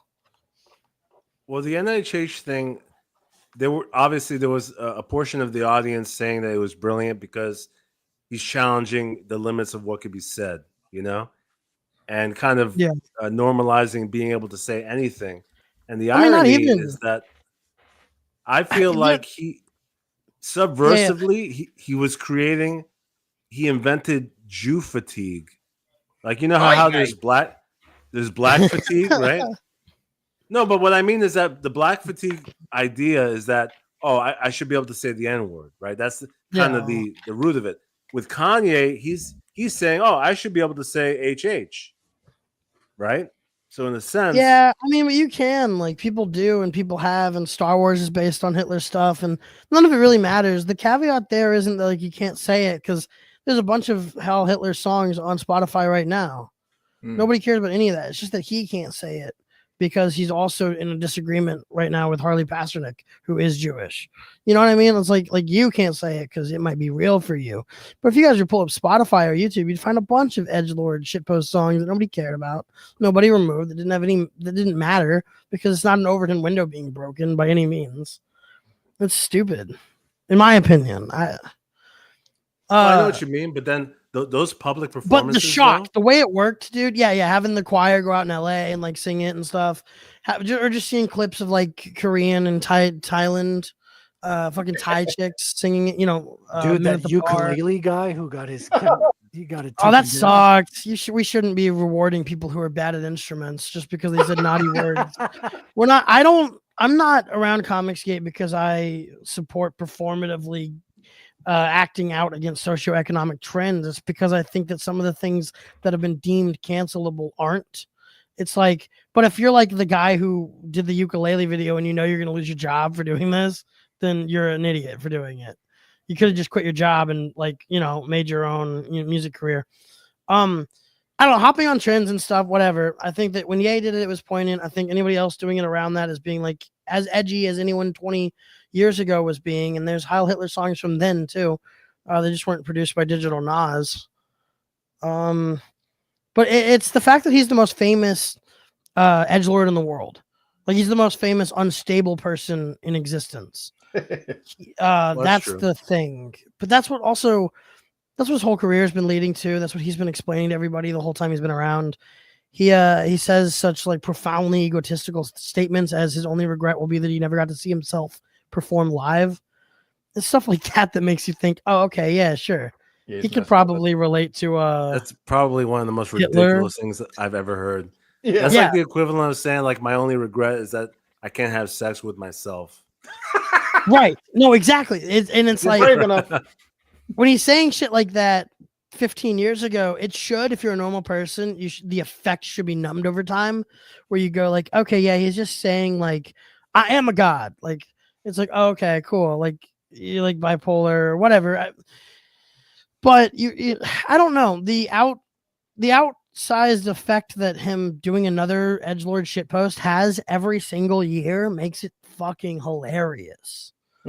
Like, and nobody will ever stop the cycle of he'll tweet an apology, he'll be let back on distribution kits, and he'll be, invited back to the parties and shit, and he'll be famous again.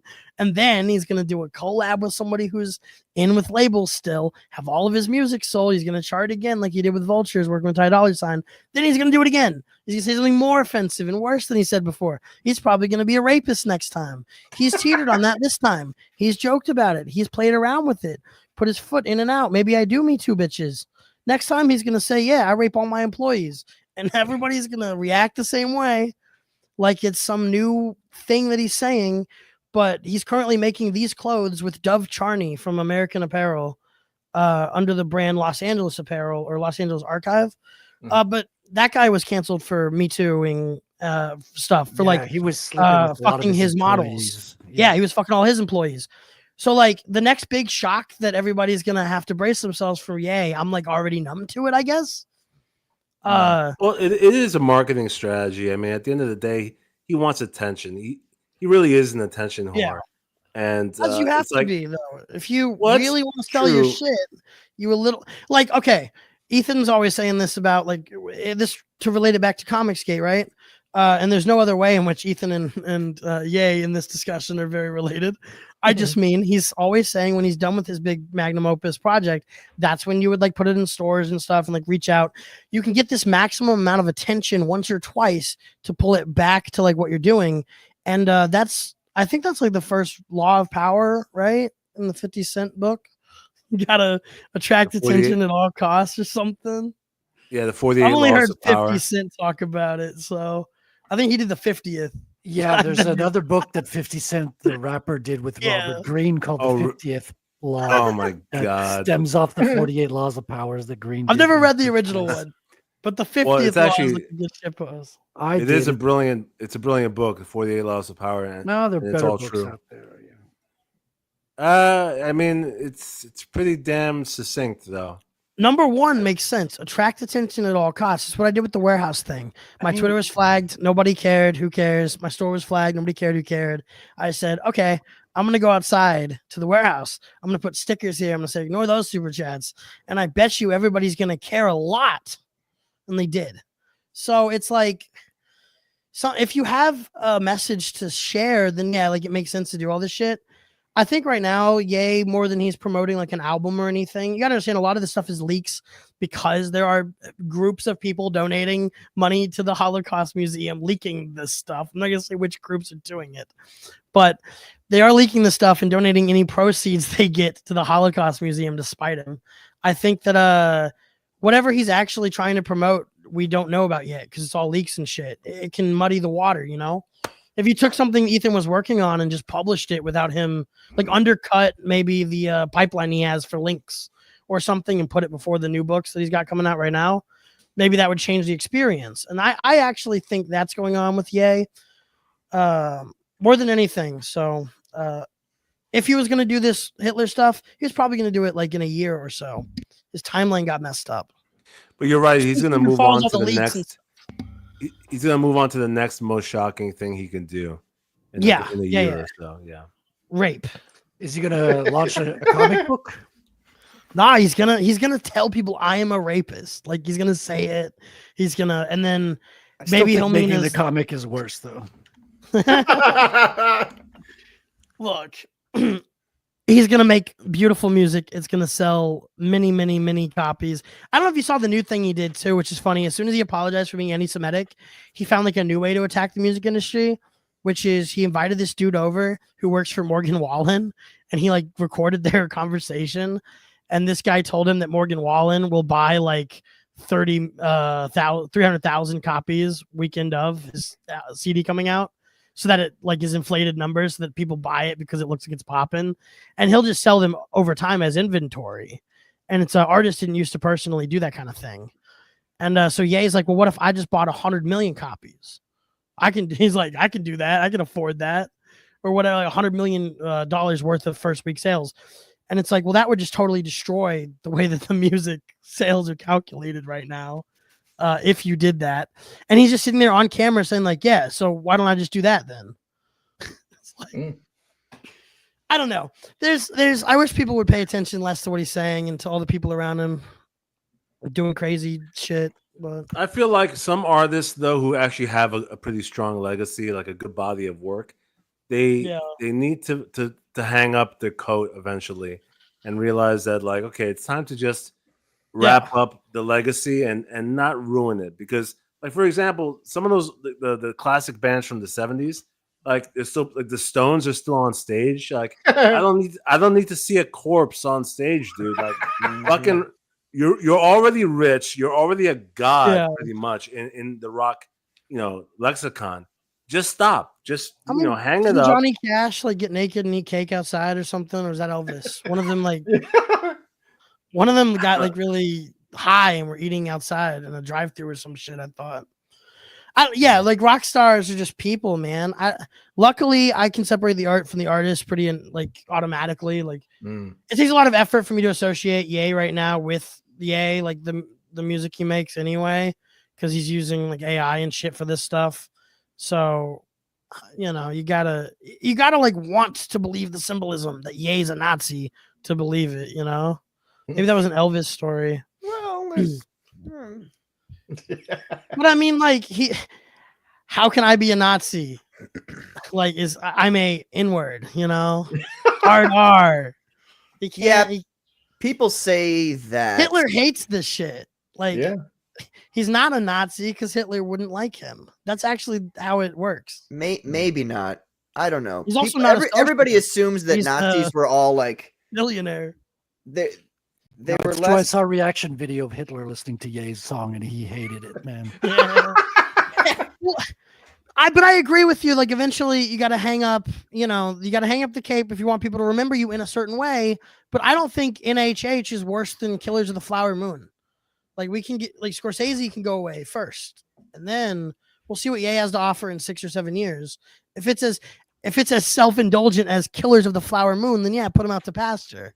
Yeah. But right now, Ye albums still have like a conceit and a track list, and then they end. Scorsese's movies don't. They don't end. They don't end. Have you seen Killers of the Flower Moon? Yeah, that was painful. No, I mean, I saw it for what it was when I saw the trailer. I was like, this is just going to be all. It's going to be the thing where they go, the white man came to this country and colonized and took over everything, and it's like, what were you guys doing before we got here? Well, that was the best part of the movie, Patrick, was all of the messaging and agenda. The worst part of the movie was the 15 minutes where Scorsese comes out on camera and just explains how the movie could have ended had he ended it, but he didn't end it. And there's Does he actually do that? Yes, I'm fucking serious. It's the worst experience I've ever had in a film. That's horrible. I didn't even bother watching that movie. It just stops, bro. I could tell that it was gonna have that sentiment of being all sympathetic and shit. I mean, honestly, I feel like what was the last good Scorsese movie? Like The Departed. Yeah, The Departed. Oh, that was right. Driver. Yeah. Irishman was, self-indulgent too, but different. Yeah, no, that wasn't. There was no point in making The Irishman. He was like inspired by Endgame to make his own like Endgame, right? Yeah. So he's okay. Yeah. All right. The Irishman looks like his take on what the MCU could be. It's like, I'll put everybody I've ever worked with in this movie. Do the Thanos snap, take out De Niro. The Mafia Endgame. Yep, exactly. Yeah. I mean, De Niro kind of took himself out going full Democrat. You never go full Democrat. You never go full anything, right? If Ye was only a little bit of a Nazi for a while, we wouldn't have this question. But he was anti-Semitic fully for like 2 months. So now it's gonna take a while for him to back away from that. You see that Trump listened to him? But see, okay, I'm schizophrenic because I'm like, wait, he just tweeted he's not a Nazi anymore, and Trump just freed Larry Hoover and NBA Youngboy, which are like the people Ye wanted Trump to commute the sentences of. So it's like, I don't know.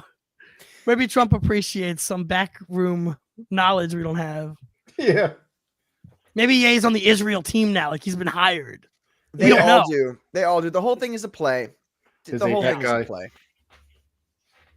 Yeah, right? Like if I had a real answer about how I feel about Ye, I'd say like billionaires are bad and I don't care to think about them. Whatever they're doing is probably immoral. And I'm not allowed to do it. It's not that I have a problem with it being immoral. It's that if I did, I'd go to jail. So I don't like it. But you're okay with what they're doing. You're still you're upset that you would go to jail for it. They're all eating babies, but I can't. Right, right. Nobody's Why offering can't me a I baby. eat some babies every once in a Where's my while? adrenochrome? Come on. You would be a vampire if you had the option, but nobody's offering. No, I wouldn't. Actually, You don't want to live forever and eat babies? no, I do not That's want to live awesome. for. Oh, Oh, my God, God, yeah. no. Yeah, That's the Okay. last thing I want. I feel like I've lived too long at some point. Me It's like, too. God, if I'm this bitter at 50. you know? No, you're perfect. You should stay bitter. It's when the coal goes out in the fireplace that you should start to concern yourself. You need to have a fire burning, brother.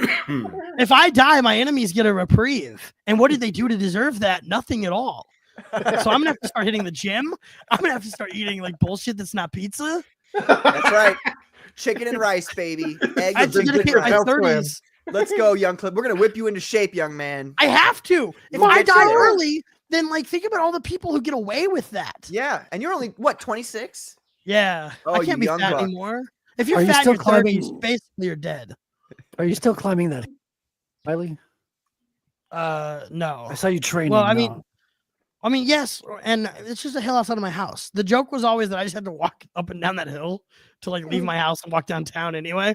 So I just filmed it. I just have meant. Well, you know, actually, it's funny because incline walking right now is like the new workout the trend. thing. It's actually effective too because obviously, you know, walking is like kind of the easiest workout to do, but with the incline, Yeah. you're actually doing more weight resistance, and it works. So Oh no, I prefer running now. Let me send Patrick a video. Guys. I prefer to run I downhill. don't want to see a video of you running. Why You would I gotta wanna see this video of me that? running downhill. It's hilarious. Oh my God. Jerry, it's a fire. Can you imagine me running downhill? I don't want is this to.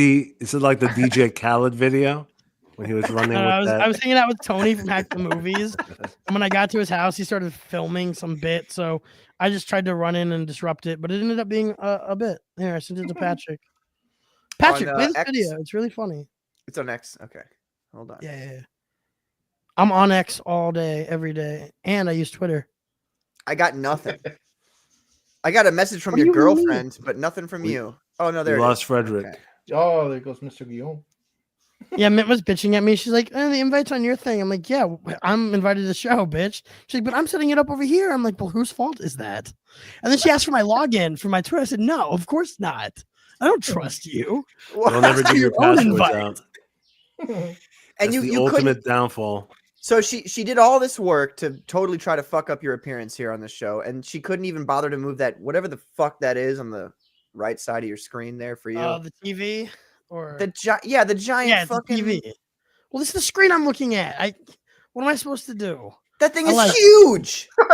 Yeah, it's bigger than it looks like from where you're at too. And that I say that often. I say it's a lot bigger. Than it Probably looks way like bigger from than where you're 4 inches though. 72-inch TV, but hey, it's the same thing as a 4-inch TV. Right. It's It the works motion just the of same. pixels. It's the motion of the pixels, the vibrancy of the color that counts. Well, let's take a look at this, shall we? It's a nice I gotta house. do this every day, is what I'm saying. I gotta do this every day. This is my new workout. That's a really great day. I sure hope nobody pulls up at my. Oh my god! That's a really great day. I sure hope nobody pulls up at my. Oh my god! It's not sped up. That's real momentum. No. I gotta do this every day. I almost hit his wall right after the camera. That's what I'm talking about. Oh man. no. That's sheer terror right there. When he posted, Yeah. the comments were like trying to make fun of me, like I don't know, I don't run. They're like, oh, look at him do this and that. But, It's like I'm fucking windmilling, bro. What do you expect? I understand why he was terrified, Riley, because seeing a fat man exercise just to get you will Yeah. scare their living life. But I'm Bringing an ass saying- whooping with him. You don't know what he's capable of. This Yeah. offers the same like that vibe that Ye's NHH does. It's like, whoa, I haven't seen that before. Like that's what I'm going for. Yeah, it's just pure brutality. Like Pure brutality. that's why. No, like, the most dangerous. The guy who wins the fight is the one who's willing to be the most brutal. That's who Martin wins the fight. Pancration. You have to take their eyes out. Yeah. Okay. Yeah, exactly. It's not whether you win Fight or lose them. the fight. It's whether the other person feels sorry they fought you. right. I can live with a broken arm if you can live with, a missing lower lip or missing ears, Oh my god. Fuck yeah, dude. On that note, I would never ever advise anybody to fight Johnny Scab. That guy's known to pick up bricks and pencils. Oh, So, shit. Oh, Be thanks. careful. I knew he was my kind of guy. Yeah, exactly right. I heard him say that, and I was like, he's fucking hardcore. Yeah, don't No get into a offense. street fight. Jimmy the Lumberjack says, no offense, young Clippa, but you run like Dr. Z from Planet of the Apes. That's great. Dr. Zeus. That's got to be the first time I've moved that fast in 6 years. I don't know. I wrestled in high school. It wasn't a very movement-based athleticism that I participated in before I was fat. So, but dude, wrestling is like the top thing that you should know about if you want to get into like hand-to-hand combat. You should do some kickboxing, some Muay Thai. no, thank you. We'll meet in real life. I'll kick you really hard. You'll be like, yeah, that was fun. I mean, I'm down to fuck around if you want. I'll show you a thing I'll or meet two you in real about life. I'll Aikido. kick you really hard, and Oh, that'll be lots of fun. Yeah. See if you can kick me. You got a lot of momentum in a kick, bro. You're right. I stay to myself, right? I stay low center like a wrestler, and I use you like Aikido to throw your weight around. It's pretty hard to fight with me. You saw how I dealt with Brandon, though. He walked out and like thought I was going to like move or something, but pretty much all of my martial arts training was like stand there and don't move no matter what. They can't move me, and them trying could get them hurt. I've won a bunch of fights that way, so. Well, you gotta stand your ground. That's essential. Yeah. But it seems like we're gonna need a metal detector at the Commandos con. I feel. Why? Make sure everyone has guns. Because of all the Make sure personalities. You got a gun, sir? That's gun. 1911. Hold on, your right, metal you're good to detector go. didn't go off. You can't come in. Yeah. Oh, that was a turn 'em vape away. pen? You have to No have a vape gun. pens. You gotta have use to have No, I a mean- gun. No, you're just gonna have to. We're just gonna have to confiscate whatever you bring. You can come in, but anything that sets off the alarm, all right, we're gonna have to confiscate that. Why do you have this 5-inch dildo, young Clippa? What is this? You have to confiscate it. I take it and I psh, psh. What is this? Huh? What is this? Bam, BAM. What? Called art Young Clippa, supplies. be honest. Which eye did you look at when Brandon pulled up on you? Oh, I closed my eyes and I waited to feel the wind nearing my cheek. And as soon as I had felt the wind as it neared me, I would have gone backwards like this, like whoom. Oh yeah. The pole. All right, then I would have leaned all the way forward and plucked him in the eyes. Boing, just like that. Bam. Can't you Like the just hear Three flute Stooges, pipes? right? Yeah. You move like them. That was my strat. I wish guys you could have seen me deploy my specialties on Brandon, but he was such a pussy. He didn't even start a conflict. It didn't last long. Yeah, he's like, oh no, he's not running away. All my options are gone. I Well, thought we were my at a track imposing meet, presence he didn't would have a force knife. him to retreat. People do think because they're tall, like that'll get them. I'll just go out and be tall, and it's like everyone's always been taller than me. You retard. You have to be tall and staring in the same direction with both eyes, Brendan. Yeah. Well, I mean, he felt like he was a bouncer, but then he realized he's not. So he technically could not actually grab you and remove you. Mhm. You know? Yeah, he kind of helped. He probably thought that guy was gonna have his back when I said, "Hey, if you hit me, it'll look bad for you." And that guy's like, yeah, don't do anything." Yeah, he's right to know. You should probably listen to him. Dickinton Post says, "Do any venues allow drugs?" Lol. Well, All of them. Dickinton Post, I can't say for sure down south where we're thinking about, but in Dude, I St. went. Louis, The AVN. you can vape in Target, bro. No one even notices. I went to Nashville last year at the Bitcoin conference, and I went to see Donald Trump, and I was able to bring weed in to see Donald Trump, just not a lighter, but I could have like Huh. cannabis that I bought off the street because it's legal there in Nashville. Get some gummies.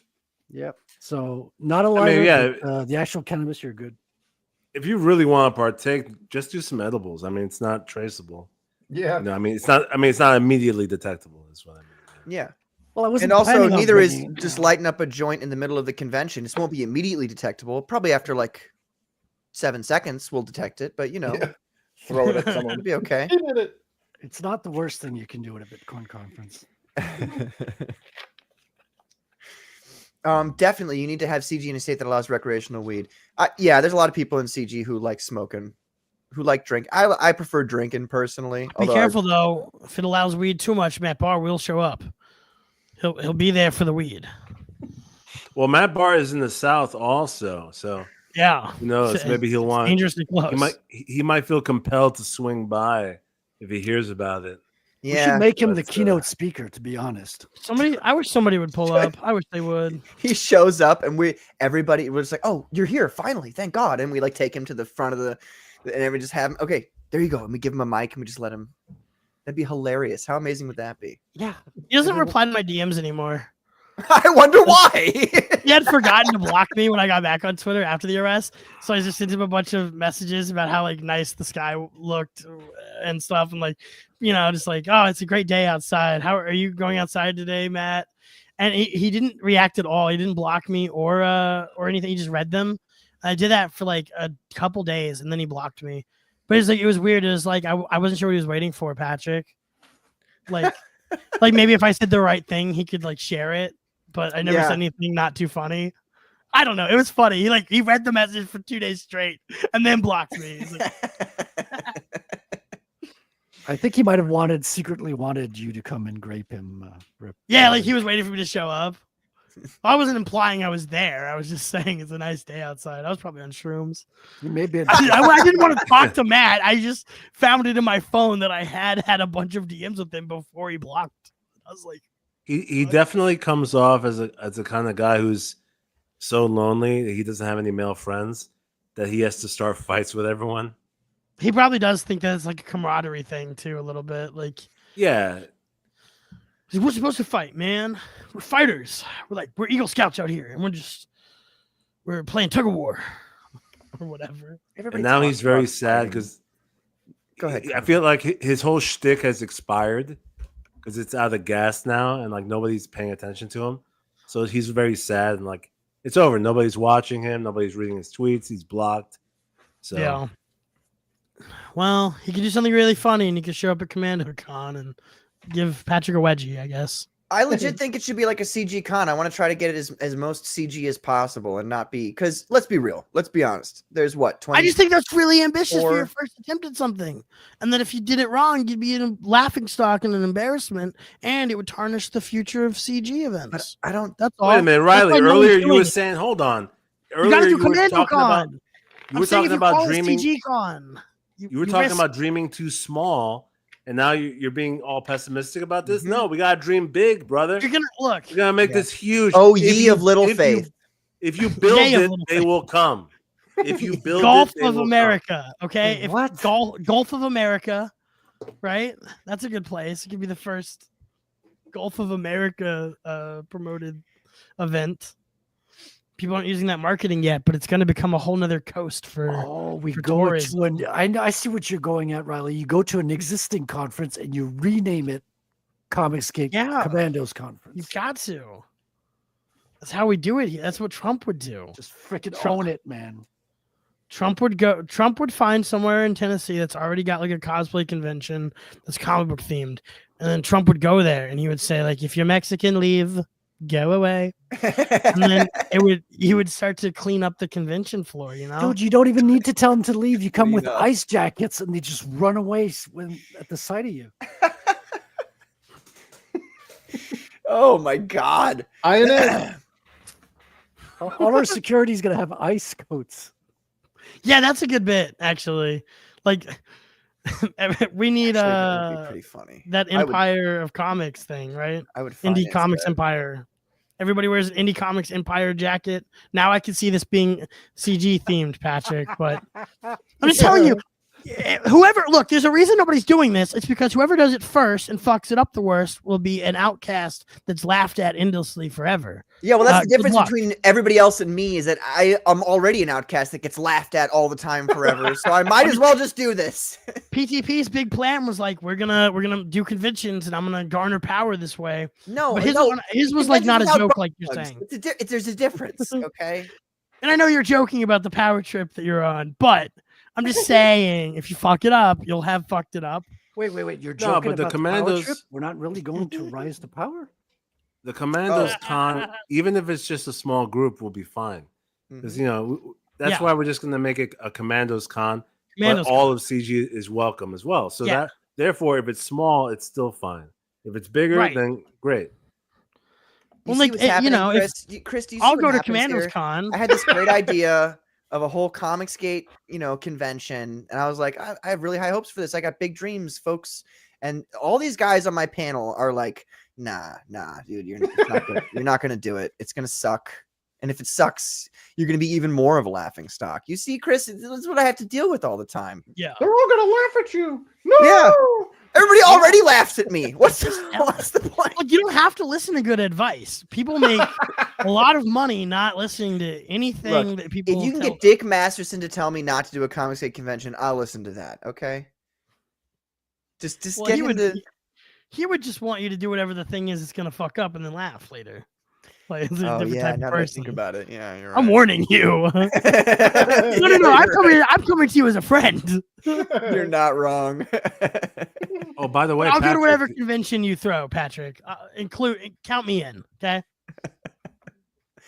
did you send out the CG Commandos shirts? I have not sent them out yet. No, We fought for love. don't worry. I'll get you guys. Don't worry. I got. I was just follow. curious about it. They haven't come to me yet. That's the main thing. Katie did says, I hate that Dickington post, but at the end of the day, you got to be the better person and not be at their level. Trust me, I know the feeling. He doxed my husband many times and once used it to have it as a background on one of his recent streams. So I know the feeling, but we are better than that. He's not better than that. I don't. But see, I do agree with Katie there that the way to defeat evil isn't by engaging in evil on evil's terms. Yeah, but just to save you guys some time, you have to either ban Crimkle or not. He's not going to behave the way you want him to. Dickington Post is the guy I based the Young Clipper character on. Is that Crimso? Dickington Yeah, that's Post? Crim. He got a new name? Yeah. Well, that's Okay. an old name. Oh, it's an old name. See, I don't know anything. Well, I'm just saying that's the guy I based the Young Clipper character on. He's totally unruly. You'd never be able to convince him that being reasonable is good. No, and look, everybody else has their opinions on what things ought to be done. I would just say that I don't support some of these things that he said. Some of the things, yeah, they're funny. Some of the other stuff, I'm just like, let's leave certain people out of it. Your hit rate's not bad. All I mean, funny thing. Is it Crimsil or Crimkill? Yeah.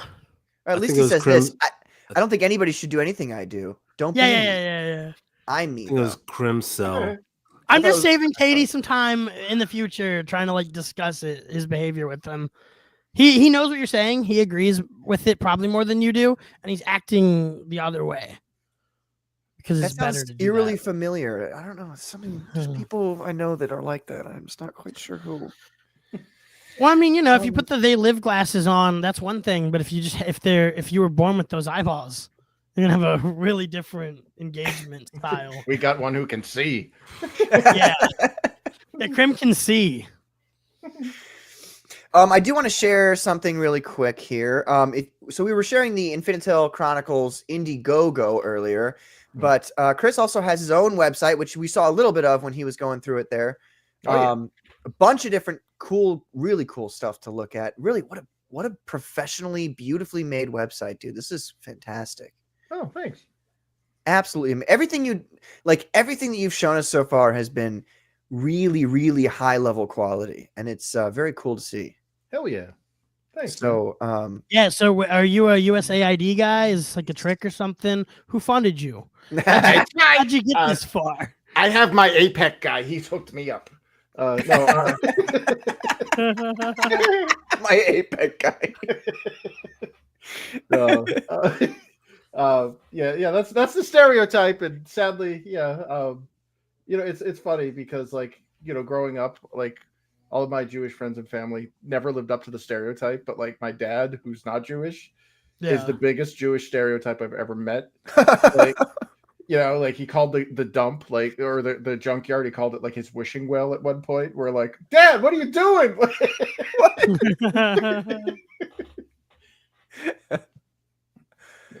Look at this. Even the background moves while you're scrolling down. Do you guys see this shit? Parallax. Very nice. Cool. Very, Yeah, very, very and it cool. pisses me off because I got to work twice as hard now. That's right. Yeah. Your website's dinky compared to this one.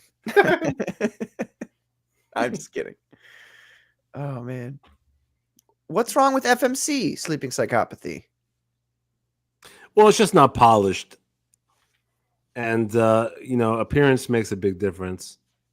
But they'll get there. I mean, overall, if all my comic functions well, there's nothing wrong with it. So everyone should still use it. But yeah, it just needs a little more polish. I would say the main thing it needs is like if you've ordered already from a person, you should be able to do another order and not have increased shipping. I don't, obviously like that would change shopping because cart. say you order a giant, like a box of something that's this big, but then you ordered one comic earlier, that might come into issues. But I'm sure there's some way where you could be like, okay, shipping for this item is $40 just as an example. And you already paid $8 for the last thing you backed. So we're just going to subtract that from the 40. You know what I mean? Like, it's like minor things like that to make it more convenient for people. You have to make sure that the stuff that you add afterwards can fit in the box of the thing. If you have variable sizes and stuff, so you have to make sure that your campaign is kind of uniform. Yeah. And I think they do offer it, right? Because you offer it with a code, right? You can add a code if you already purchased something, and won't add the shipping to the second item, I believe. Yeah, but then you have to individually hand that code out to people. Yeah. Otherwise, you hand it out to everybody, and people will just buy that one thing and they get free shipping. With no shipping. Well, that would be awesome. Right. Abuse. Yeah. Especially living in future America here. Yeah. 51st, baby. FMC is a great website, and this is kind of the way I look at the Comicsgate convention, is that FMC is a way for us to be completely immune. It's all Luke Stone, so it all comes back to Luke Stone, and I trust him when he says that he's going to allow people on within his context of like what's allowed on FMC, which I find totally acceptable. Yeah, Luke's pretty good at having he's not blocking people for personal biases or anything. Right. You're gonna get shadow banned. Nobody gets shadow banned. And he'll even fight back on somebody that's being targeted as well. So he's got some cojones. So we'll see.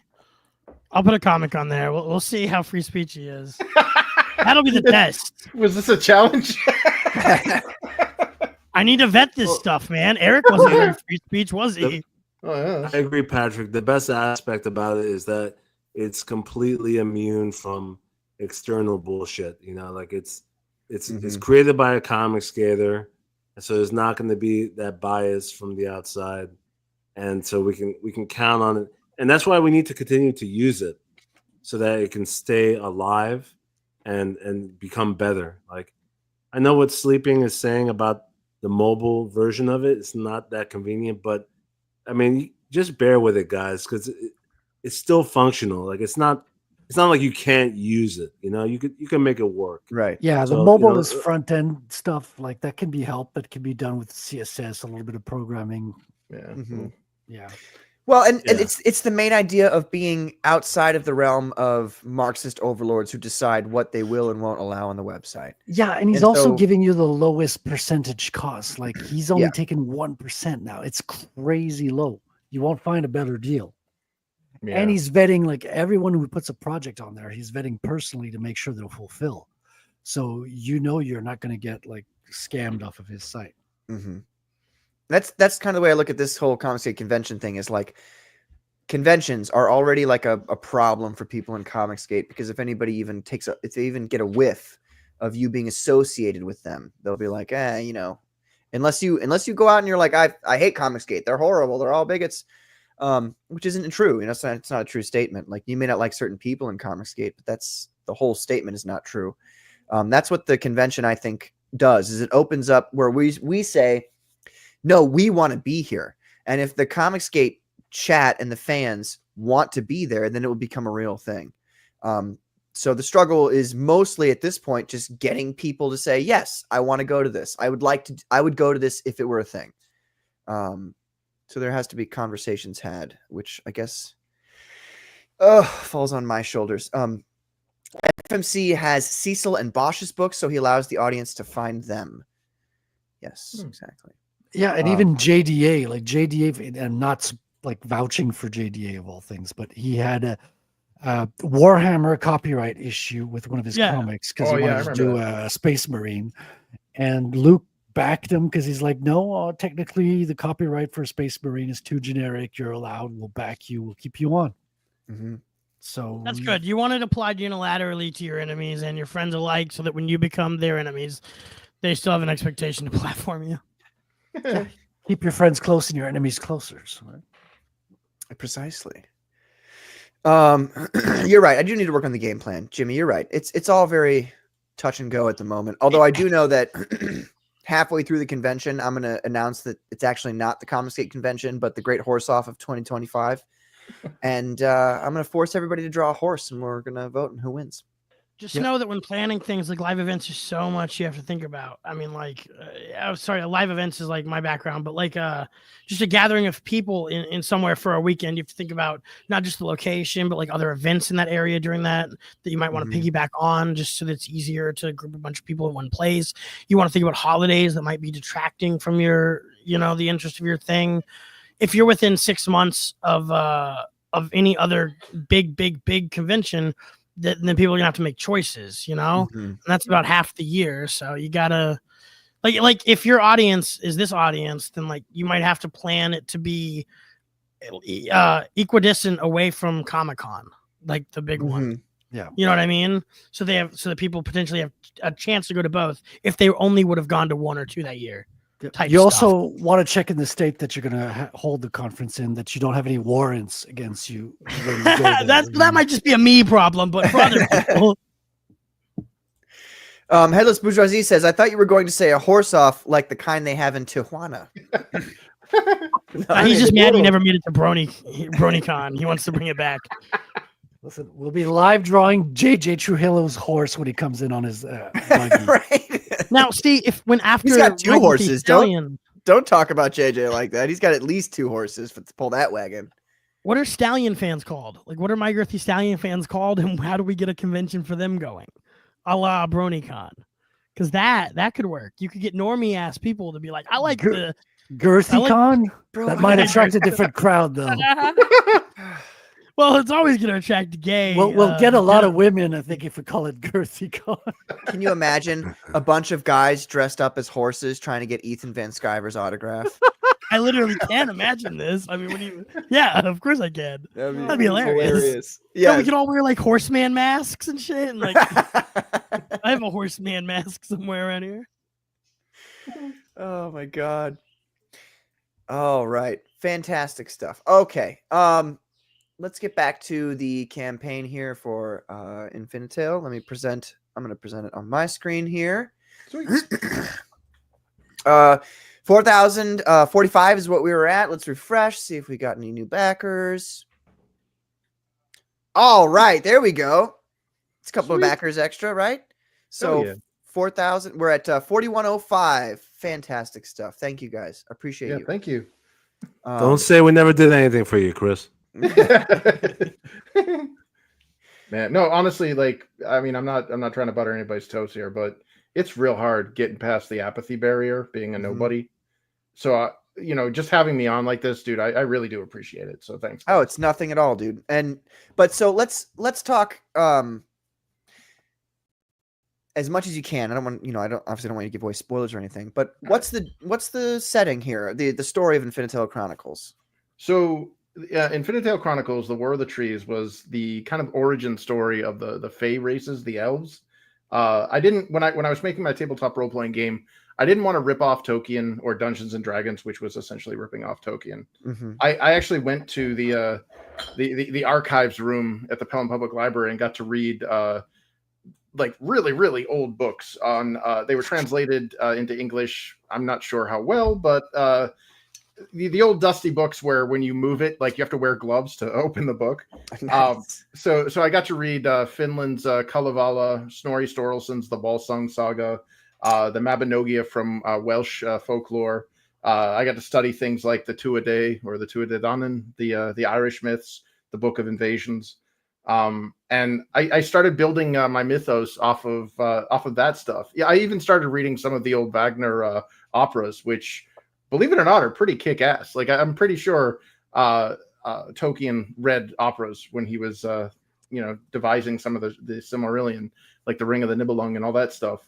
So the story itself, even though it's got like the fantasy motif, I wanted to have it more in a grounded universal story, and it does leverage that whole Plato's allegory of the cave, where I use the Alfar, which is like the proto-elves, as this basically pretty people with problems. They live in this utopia, this ageless paradise. They don't know the betrayals of sickness or age or any of that stuff. And they're being basically tended to by these gigantic titanic gods that walk among them that basically say, you can have everything. We'll protect you from anything. You can stay in your perpetual adolescence. They don't really give birth. Pregnancy is a weird thing. So they have all sorts of consequence free sex, like the whole shebang. It's like 90210 without the HIV. Oh, that should be your tagline, dude. Yeah, Put that at the top. But that's brilliant. So the catalyst that kicks off the story is our main hero here, Aisling.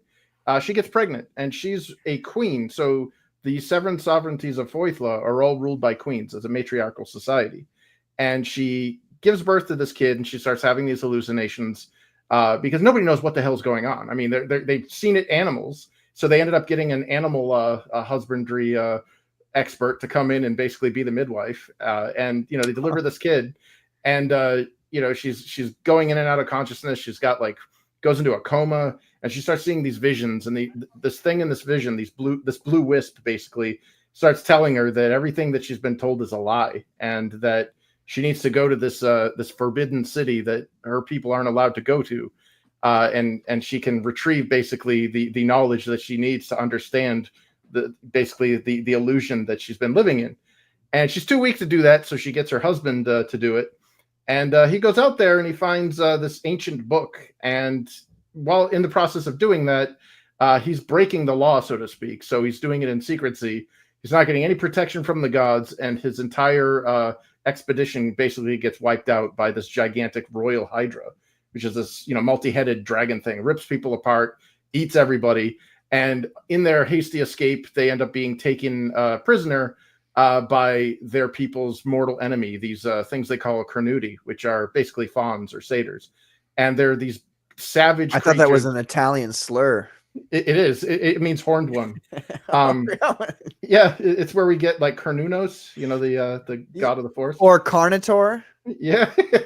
Sounds like a death metal band. Yeah. That'd actually be a sick name for a death metal band. We are Carnotaur. What's up, Detroit? Are you ready to fucking rock? Yeah. Tonight, Sabaton with opening guest Carnotaur. Yeah. Might actually already be a band. Yeah, it's like some European death metal band. But back to the story. So that was book one, and we learned that through this revelation that this perpetual enemy, these ancient, this feud or rivalry between the civilized, perfect people that are the Aelvar and the Cernuti was almost like a manufactured conflict. And it has to do with the fact that the Cernuti are the only ones that can speak this ancient language that can translate a book that they retrieved. And they start reading the book, and it's kind of like a Bible of sorts that explains the true genesis, the true origin of their people. Huh. And it's not just a book; it's like a set of guidestones. It explains to them, you were once the people that wielded the power of the gods, and these giant gods that claim to be gods are actually something called the Fovera or the Fomorians, and they eat the Elvar. The seven sovereignties are actually just sectionated pastures between the abattoirs. And what happens is while all this is going on, the pregnancy also kind of has this other side effect where more pregnancies start happening. So all these elves are starting to have kids. So it's like, wow, we're really bringing problems into this environment. And then finally, the one thing that the gods requested of their pretty people with problems that they live pampered is that ever so often they have this thing called the harvest, where names are drawn from a lottery, and a male member of that sovereignty or members are escorted to this sacrificial altar and sacrificed to the gods because they're immortal. So it's like, okay, you're going to be renewed. You'll start again. It's just like in Logan's Run. It's this illusion. They find out, no, they're eating us. We're cattle. So these elves that are all getting pregnant, do we see the conception? Is that part of this story? Yeah, there's a 2-page spread where there's a big old veiny. Oh my god! No, that's the Bond Disney version, right? Yeah, yeah. So yeah, that's basically the War of the Trees, where all of these sovereignties, they're all different kind of like their climates or whatever of all these different trees, and we start learning like the significance of the trees. We start learning about how these people are kind of segregated for a reason. It's almost like the vaults in Fallout. They all have their own little experimentations. So when our heroes start trying to rally behind, they're learning the magic from the book, and they're like, wow, we finally got guns we can use basically up against these gods, and we need to rally the forces. And it's kind of a bumpy ride. Very nice. Sweet. Chris, Very nice. did you ever play the RPG called Xenogears? Yes. That was on The old PlayStation. Yep, PS1. Yeah, and I think it got that spin-off like the Xenoblade Chronicles, or Yeah, it continued into Xenoblade, but the first one was definitely the memorable one. But anyway, a lot of the stuff you're mentioning in your lore reminded me of that. It is considered one of the best JRPGs ever. yeah. It was brilliant. Yeah. Yeah, maybe they too drew from the Mabinogia, or like the Gwithian and the War of the Trees, or the Cadgatho as they called it. That's the thing, is it's like what Joseph Campbell said, who wrote Hero of a Thousand Faces. The stories are already told. There's only 7 adventures or whatever, Mm-hmm. and it's how we relay it, that makes our stories unique. Very nice. Yeah, they're all variations of the few handful of different story types. Yeah. Yeah. I mean, I really hope, that's my thing, is I want people, to actually be invested in the story, emotional resonance. I keep, harping on that phrase, because it's like, I want, like when I was a kid, I used to geek the hell out of all sorts of shit, like I said, the Dragonlance books, hell, even ElfQuest, the comic book series back in the day. Like, I actually gave a shit about those books. I cared about the characters, and when they died, it bummed me out. When new characters did stuff, it was cool. And I want, maybe I don't know if I'm worthy enough to do that. So you guys have to be the judge of that as the readers. But that's what I'm aiming for. I want people to give a shit about fantasy again, instead of the hipster millennial winking at the camera and you only like it because it's ironic. Yeah. Yeah. That's what The Walking Dead did for comics, right? After the 90s, like irony poisoned, like satire, superhero, big bulgy men era, you did get like a return to emotional resonance. What if you cared about these people, and what if they could die? Yeah. Like, and you don't need every story to be that, but you do need long epics with like characters that you don't know are going to make it the whole time. So I'm in. Yeah, man. I like everything you said tonight. It's cool. Awesome. You don't seem like a fraud at all. Thanks. And I'm on here to yell at you if you come off like a fraud. He's a great big phone. Yes. That's what my special consultant is here for, is to make sure he yells at you. He's got the bullshit detector. It's like, he's off the chart. No, I mean, truly though, it does seem like, well, several things. One, you have this all like planned out. Which is really cool to know, because a lot of people fly by the seat of their pants, and they're just like, I've got this one idea, and I'm just gonna, we're just gonna throw it out there, and but you've obviously got a lot of this all sorted out here. You're not too in people's face with the lore aspect of it that they may not understand until they read the book, or rather, they may not care until they read the book and go, oh, I like these characters. Why do I want to know more about the lore here? So that's a great thing. When he's talking about his story, like when the lore is there in the story, right? Like the story did you notice tells the lore. He almost like he's like world building. Help himself about talking about other things involved, but he's trying to keep it succinct. I understand that. Right. So I mean that's really great to see that. Sweet. Very excited, and obviously people have people have commented earlier about how, gosh darn, you've just got everything on here.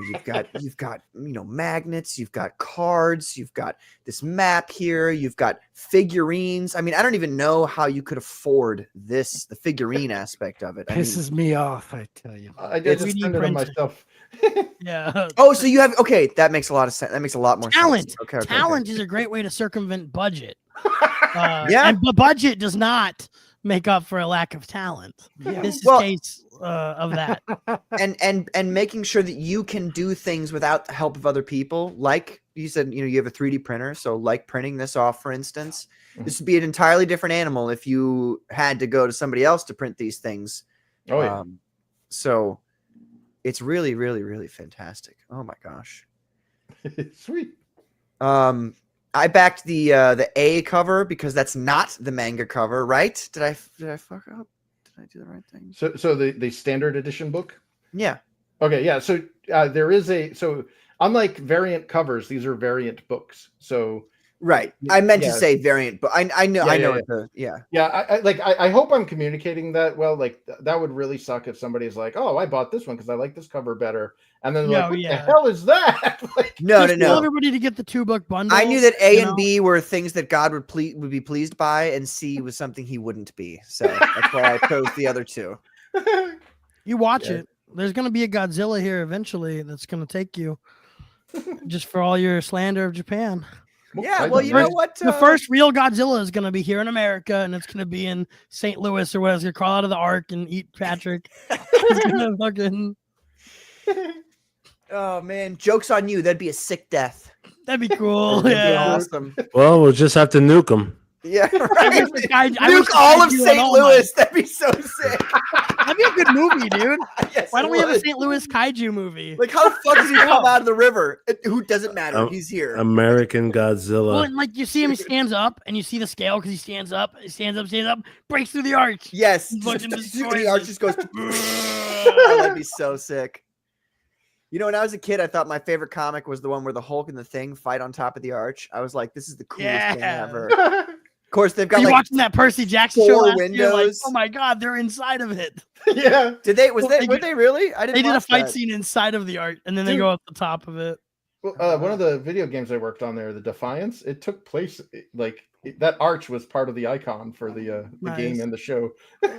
Really? You better do this comic now. I need St. Louis Kaiju. I need like It's just called St. Louis Kaiju. SDLO Yeah. Kaiju. Yeah. And then all the Definitely. gangsters from East St. Louis across the Yeah. river, from fucking Sauget, they're You like, gotta get together "Hey, to man," fight it. and they all fucking blow him away. The military straight up says they're not gonna get involved. Like Yeah. they just bomb They us. just back away. It'd actually be a really funny Gangsters story. saving. Yeah, like, Civilians all the taken East out. St. Louis gangsters saving everybody from St. Louis Let's Gojira. He go. trips on a lowrider like a skate. Like, ah! And you can use St. Louis Kaiju Con, and it's just, it all falls in place. It's the most successful thing I ever do, and it's just a joke. Yeah. There's a question in the chat, Chris. Is FMC international? So, yeah, will they be able to order around the world? Yeah, Well, yeah. This is on IndieGoGo. it's on IndieGoGo. Yeah. And here's the thing. If there are international shipping things, I've tried to keep the shipping costs down as low as possible, like pirate ship and all that stuff. It's still like there's a reason why I'm not allowing that two-sided poster to be international, because the shipping was so asinine. I'm like, I can't in good conscience charge somebody for a product that costs more in shipping than the actual product. So if you're unsure, I offer the PDFs, and dude, like the if you get the manga edition of the PDF, okay, that's 180 pages. We've already unlocked the second stretch goal, which is a free 36-page preview of book 3. Well, digital backers will get the digital edition of that stretch goal as well. So you're looking over 200, basically over 200 pages of content for like $10 or $5. Amazing. 200 pages of art, not content. Oh, sorry, No, my no. marketing. Yeah, you're fine. But But it is beautiful art here you've got here. Let's let's thanks. call it what it is. I have neglected my chat here. ID Crisis, hello ID Crisis. I know this was from a long time ago, but hello ID Crisis. I'm sorry I didn't say hello to you earlier. I also apologize to Fred Satterfield for not saying hello. What's up, Fred? And Sexy Texy. He says favorite MGS, Patty. It's number 5. It's easily. Venom Snake is the best snake of all the snakes, hands down. Kiefer Sutherland. Yes, I'm glad you know that. That makes me so happy. Favorite MGS? Did you say 5 is your favorite? Oh yeah, 5 is my favorite. I prefer 4 overall. Wow, over 3 as well. That's a fascinating take. I mean, look, it's a hard decision because I love 1. MGS 1 is a masterpiece. Yeah. You ever play the the Twin thing Snakes is- on? Is that any good? Is it worth it? I played it. I mean, it's worth it because it looks nice, Mhm. but it just doesn't have the charm. Something is lost in the translation, Oh, right? You know, it's hard to make a copy, but MGS 1 is absolute mastery. But 4, in terms of a video game, like, and then the mix between cinematics and then the gameplay, 4 was also just brilliant. Mm-hmm. I'd have to choose that over everything. It's funny that was brought up because I went over to hang out with my brother. We were playing like Halo Reach, but we really just started talking, got into a conversation, and he was like, "So, like, which snake is Venom Snake?" And I was like, "Okay, so in 1999," and then after 30 minutes, I explained to him. And he's like, "So is Venom Snake a clone?" I was like, "No, he's a double. Weren't you listening?" Yeah, Oh my god! Yeah. I mean, Cosmetic surgery. MGS is extremely convoluted. Yes, In Well, terms it's of oddly what- prescient too. Number 2 there with Yeah. the Lule Lale Lo and the Guns of the Patriots and stuff. It's like, yeah, Crazy. that's Yes, happening sir. now. We've talked about that on this show, actually. Mhm. Man, it's kind of scary. Or go ahead. I have a hard out 11. I'm gonna disappear quietly, but I wanted to say one final thing. I've never played any Metal Gear Solid games. Where would I start? Oh, 1. You would Just say one? Yeah, that's my favorite. Well, I'll it look depends. into it. One still has the blocky PS1 graphics. If that's palatable, because that's not palatable to everyone right now. But if you're able What's to the go really old, long intro one? I played that one and I couldn't make it through the intro. 4. Yeah, You're 4 talking was about like four. 45 they minutes. all have long. They all have long intros, actually. Though they all start Yeah. with a movie. But you know how 4 is like, you're like, okay, when do I get to the gameplay here? Oh, it's Yeah.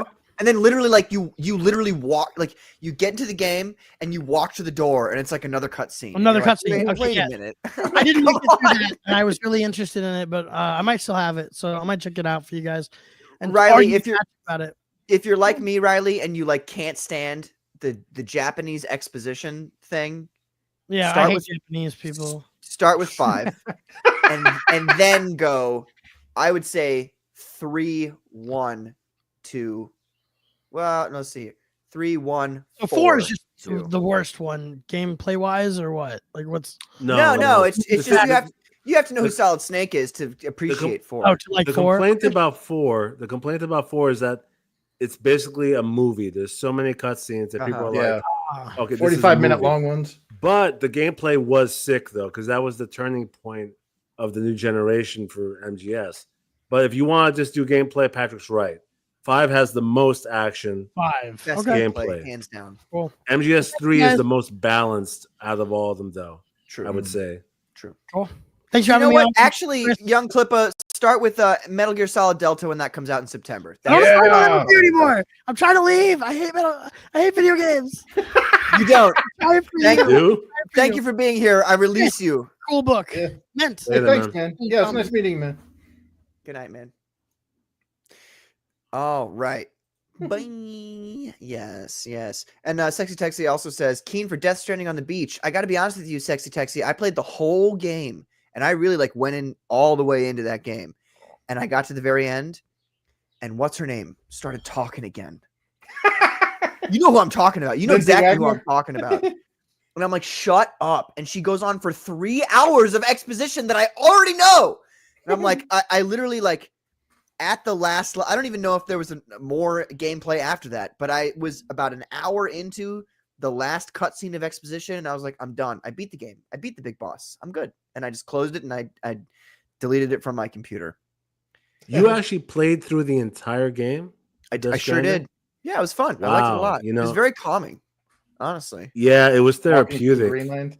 Yeah. Yeah, we haven't talked about Death Stranding yet, and it's very controversial. I feel like it's brilliant. It's a work of genius in terms of the story, but the gameplay was hard to get through. Really? That's why I give you credit for actually getting through. I'm like the opposite of you. I feel like the gameplay was like the most enjoyable, like calming, relaxing. Like, okay, this is really cool. And the story, I was just like, I don't. Can I just doesn't make give any me a box sense I can to me. carry?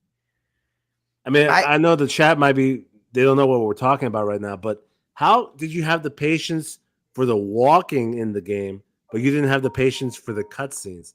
Because the walking was more involved. Like you had to like make sure he didn't fall over. You had to hold the thing, and you had to like throw ropes. And I thought it was really fun. It was really cool. Most people with the whole balance thing, like most people, like I was dumb, bro. When you started carrying stuff that towered like high on your back, you didn't like that, dude. And then you'd fall off the mountain, and they would all scatter. I'm like, I think I'm done with this game. I think I'm not playing this anymore, dude. I got hard into it. Like I only probably fell maybe 3 times after the first level. I was like, yeah, I'm doing this though, and I found ways to like get like to be really good at that game. So. I mean, that's the thing about Hideo Kojima games. If you really invest your time into like, how do I want to play this? You can get to a point where it's super like anybody. You want to play it this way, you want to play it that way. You want to shoot people, you want to not shoot people. You can play his games in various different ways and still really enjoy it. But you have to be invested. You know, you have to want it. It's a very zen game. I give you credit for actually sticking with it. I'm looking forward to the sequel. I feel like the sequel is going to be even better. I don't know where they're going to go with that. Like, yeah. You know? Have you guys seen some of that concept art? It looks crazy. Well, the trailer is amazing, dude. The imagery in the sequel looks freaking sick. Yeah, very much so. Well, I think it's about time for us to wrap it up. I don't know how long, Chris, you were planning on being here, but we've gone for about 2.5 hours. I don't want to keep you any longer. Ladies and gentlemen, go ahead and back Infinitale Chronicles, The War of the Trees #2 right now on IndieGoGo. I'm sure we can pop it up to that 5,000 by, let's see here. We've got 3 days left in the month. So probably, the 7th, the 8th of June. I think we can get this up to 5,000. That shouldn't be too bad, right? It'd be a lot of fun. And this is really a really professional campaign here. A lot of great, fantastic work here.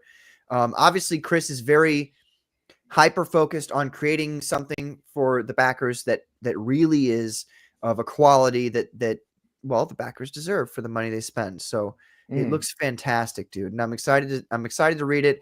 I have to find a way to get issue 1 because you said it was sold out on Amazon, right? No. It's available on Amazon, but in the first campaign, there was a standard edition and then 2 variant cover editions, and the standard edition is gone. It's sold out. But on this campaign, you can get one of the variant covers from the first print editions as an add-on. And you can go to Amazon and buy the retail edition, which is a second printing. And there's a link on the campaign page in here that shows that you can go to Amazon. Okay. Well, then I'm going to do that too, because I don't want to miss out on the first part of the story. So, or you could grab the manga edition, which is a trade paperback. That's okay. I don't think so. Yeah. This is a weed-free zone, my friend. You gotta stay loyal to the West. This is the Comicsgate Commandos, not the MangaGate Commandos. We're Western, man. And a special shout out to that hot librarian that inspired it all. That's right. Thank you, hot librarians across the world. Shout out to the hot teachers. Yeah, That's got it bad. Yeah. Well, with that, ladies and gentlemen, Carbon, don't go anywhere. I know you just stay here, okay? Just hang out for a minute. With that, ladies and gentlemen, we're going to say goodnight to you. Thank you all for being here. Chris, thank you for being here. Yeah, thanks for having me, man. No doubt, sir. Anytime. And I appreciate, not 4 a.m, but any other time. I appreciate your eyes. Anytime during business hours. I'm Chris. sleeping. Bing, bing. What the fuck? Hey, buddy, what's going on? Right. I have questions about Yaira. Oh my god.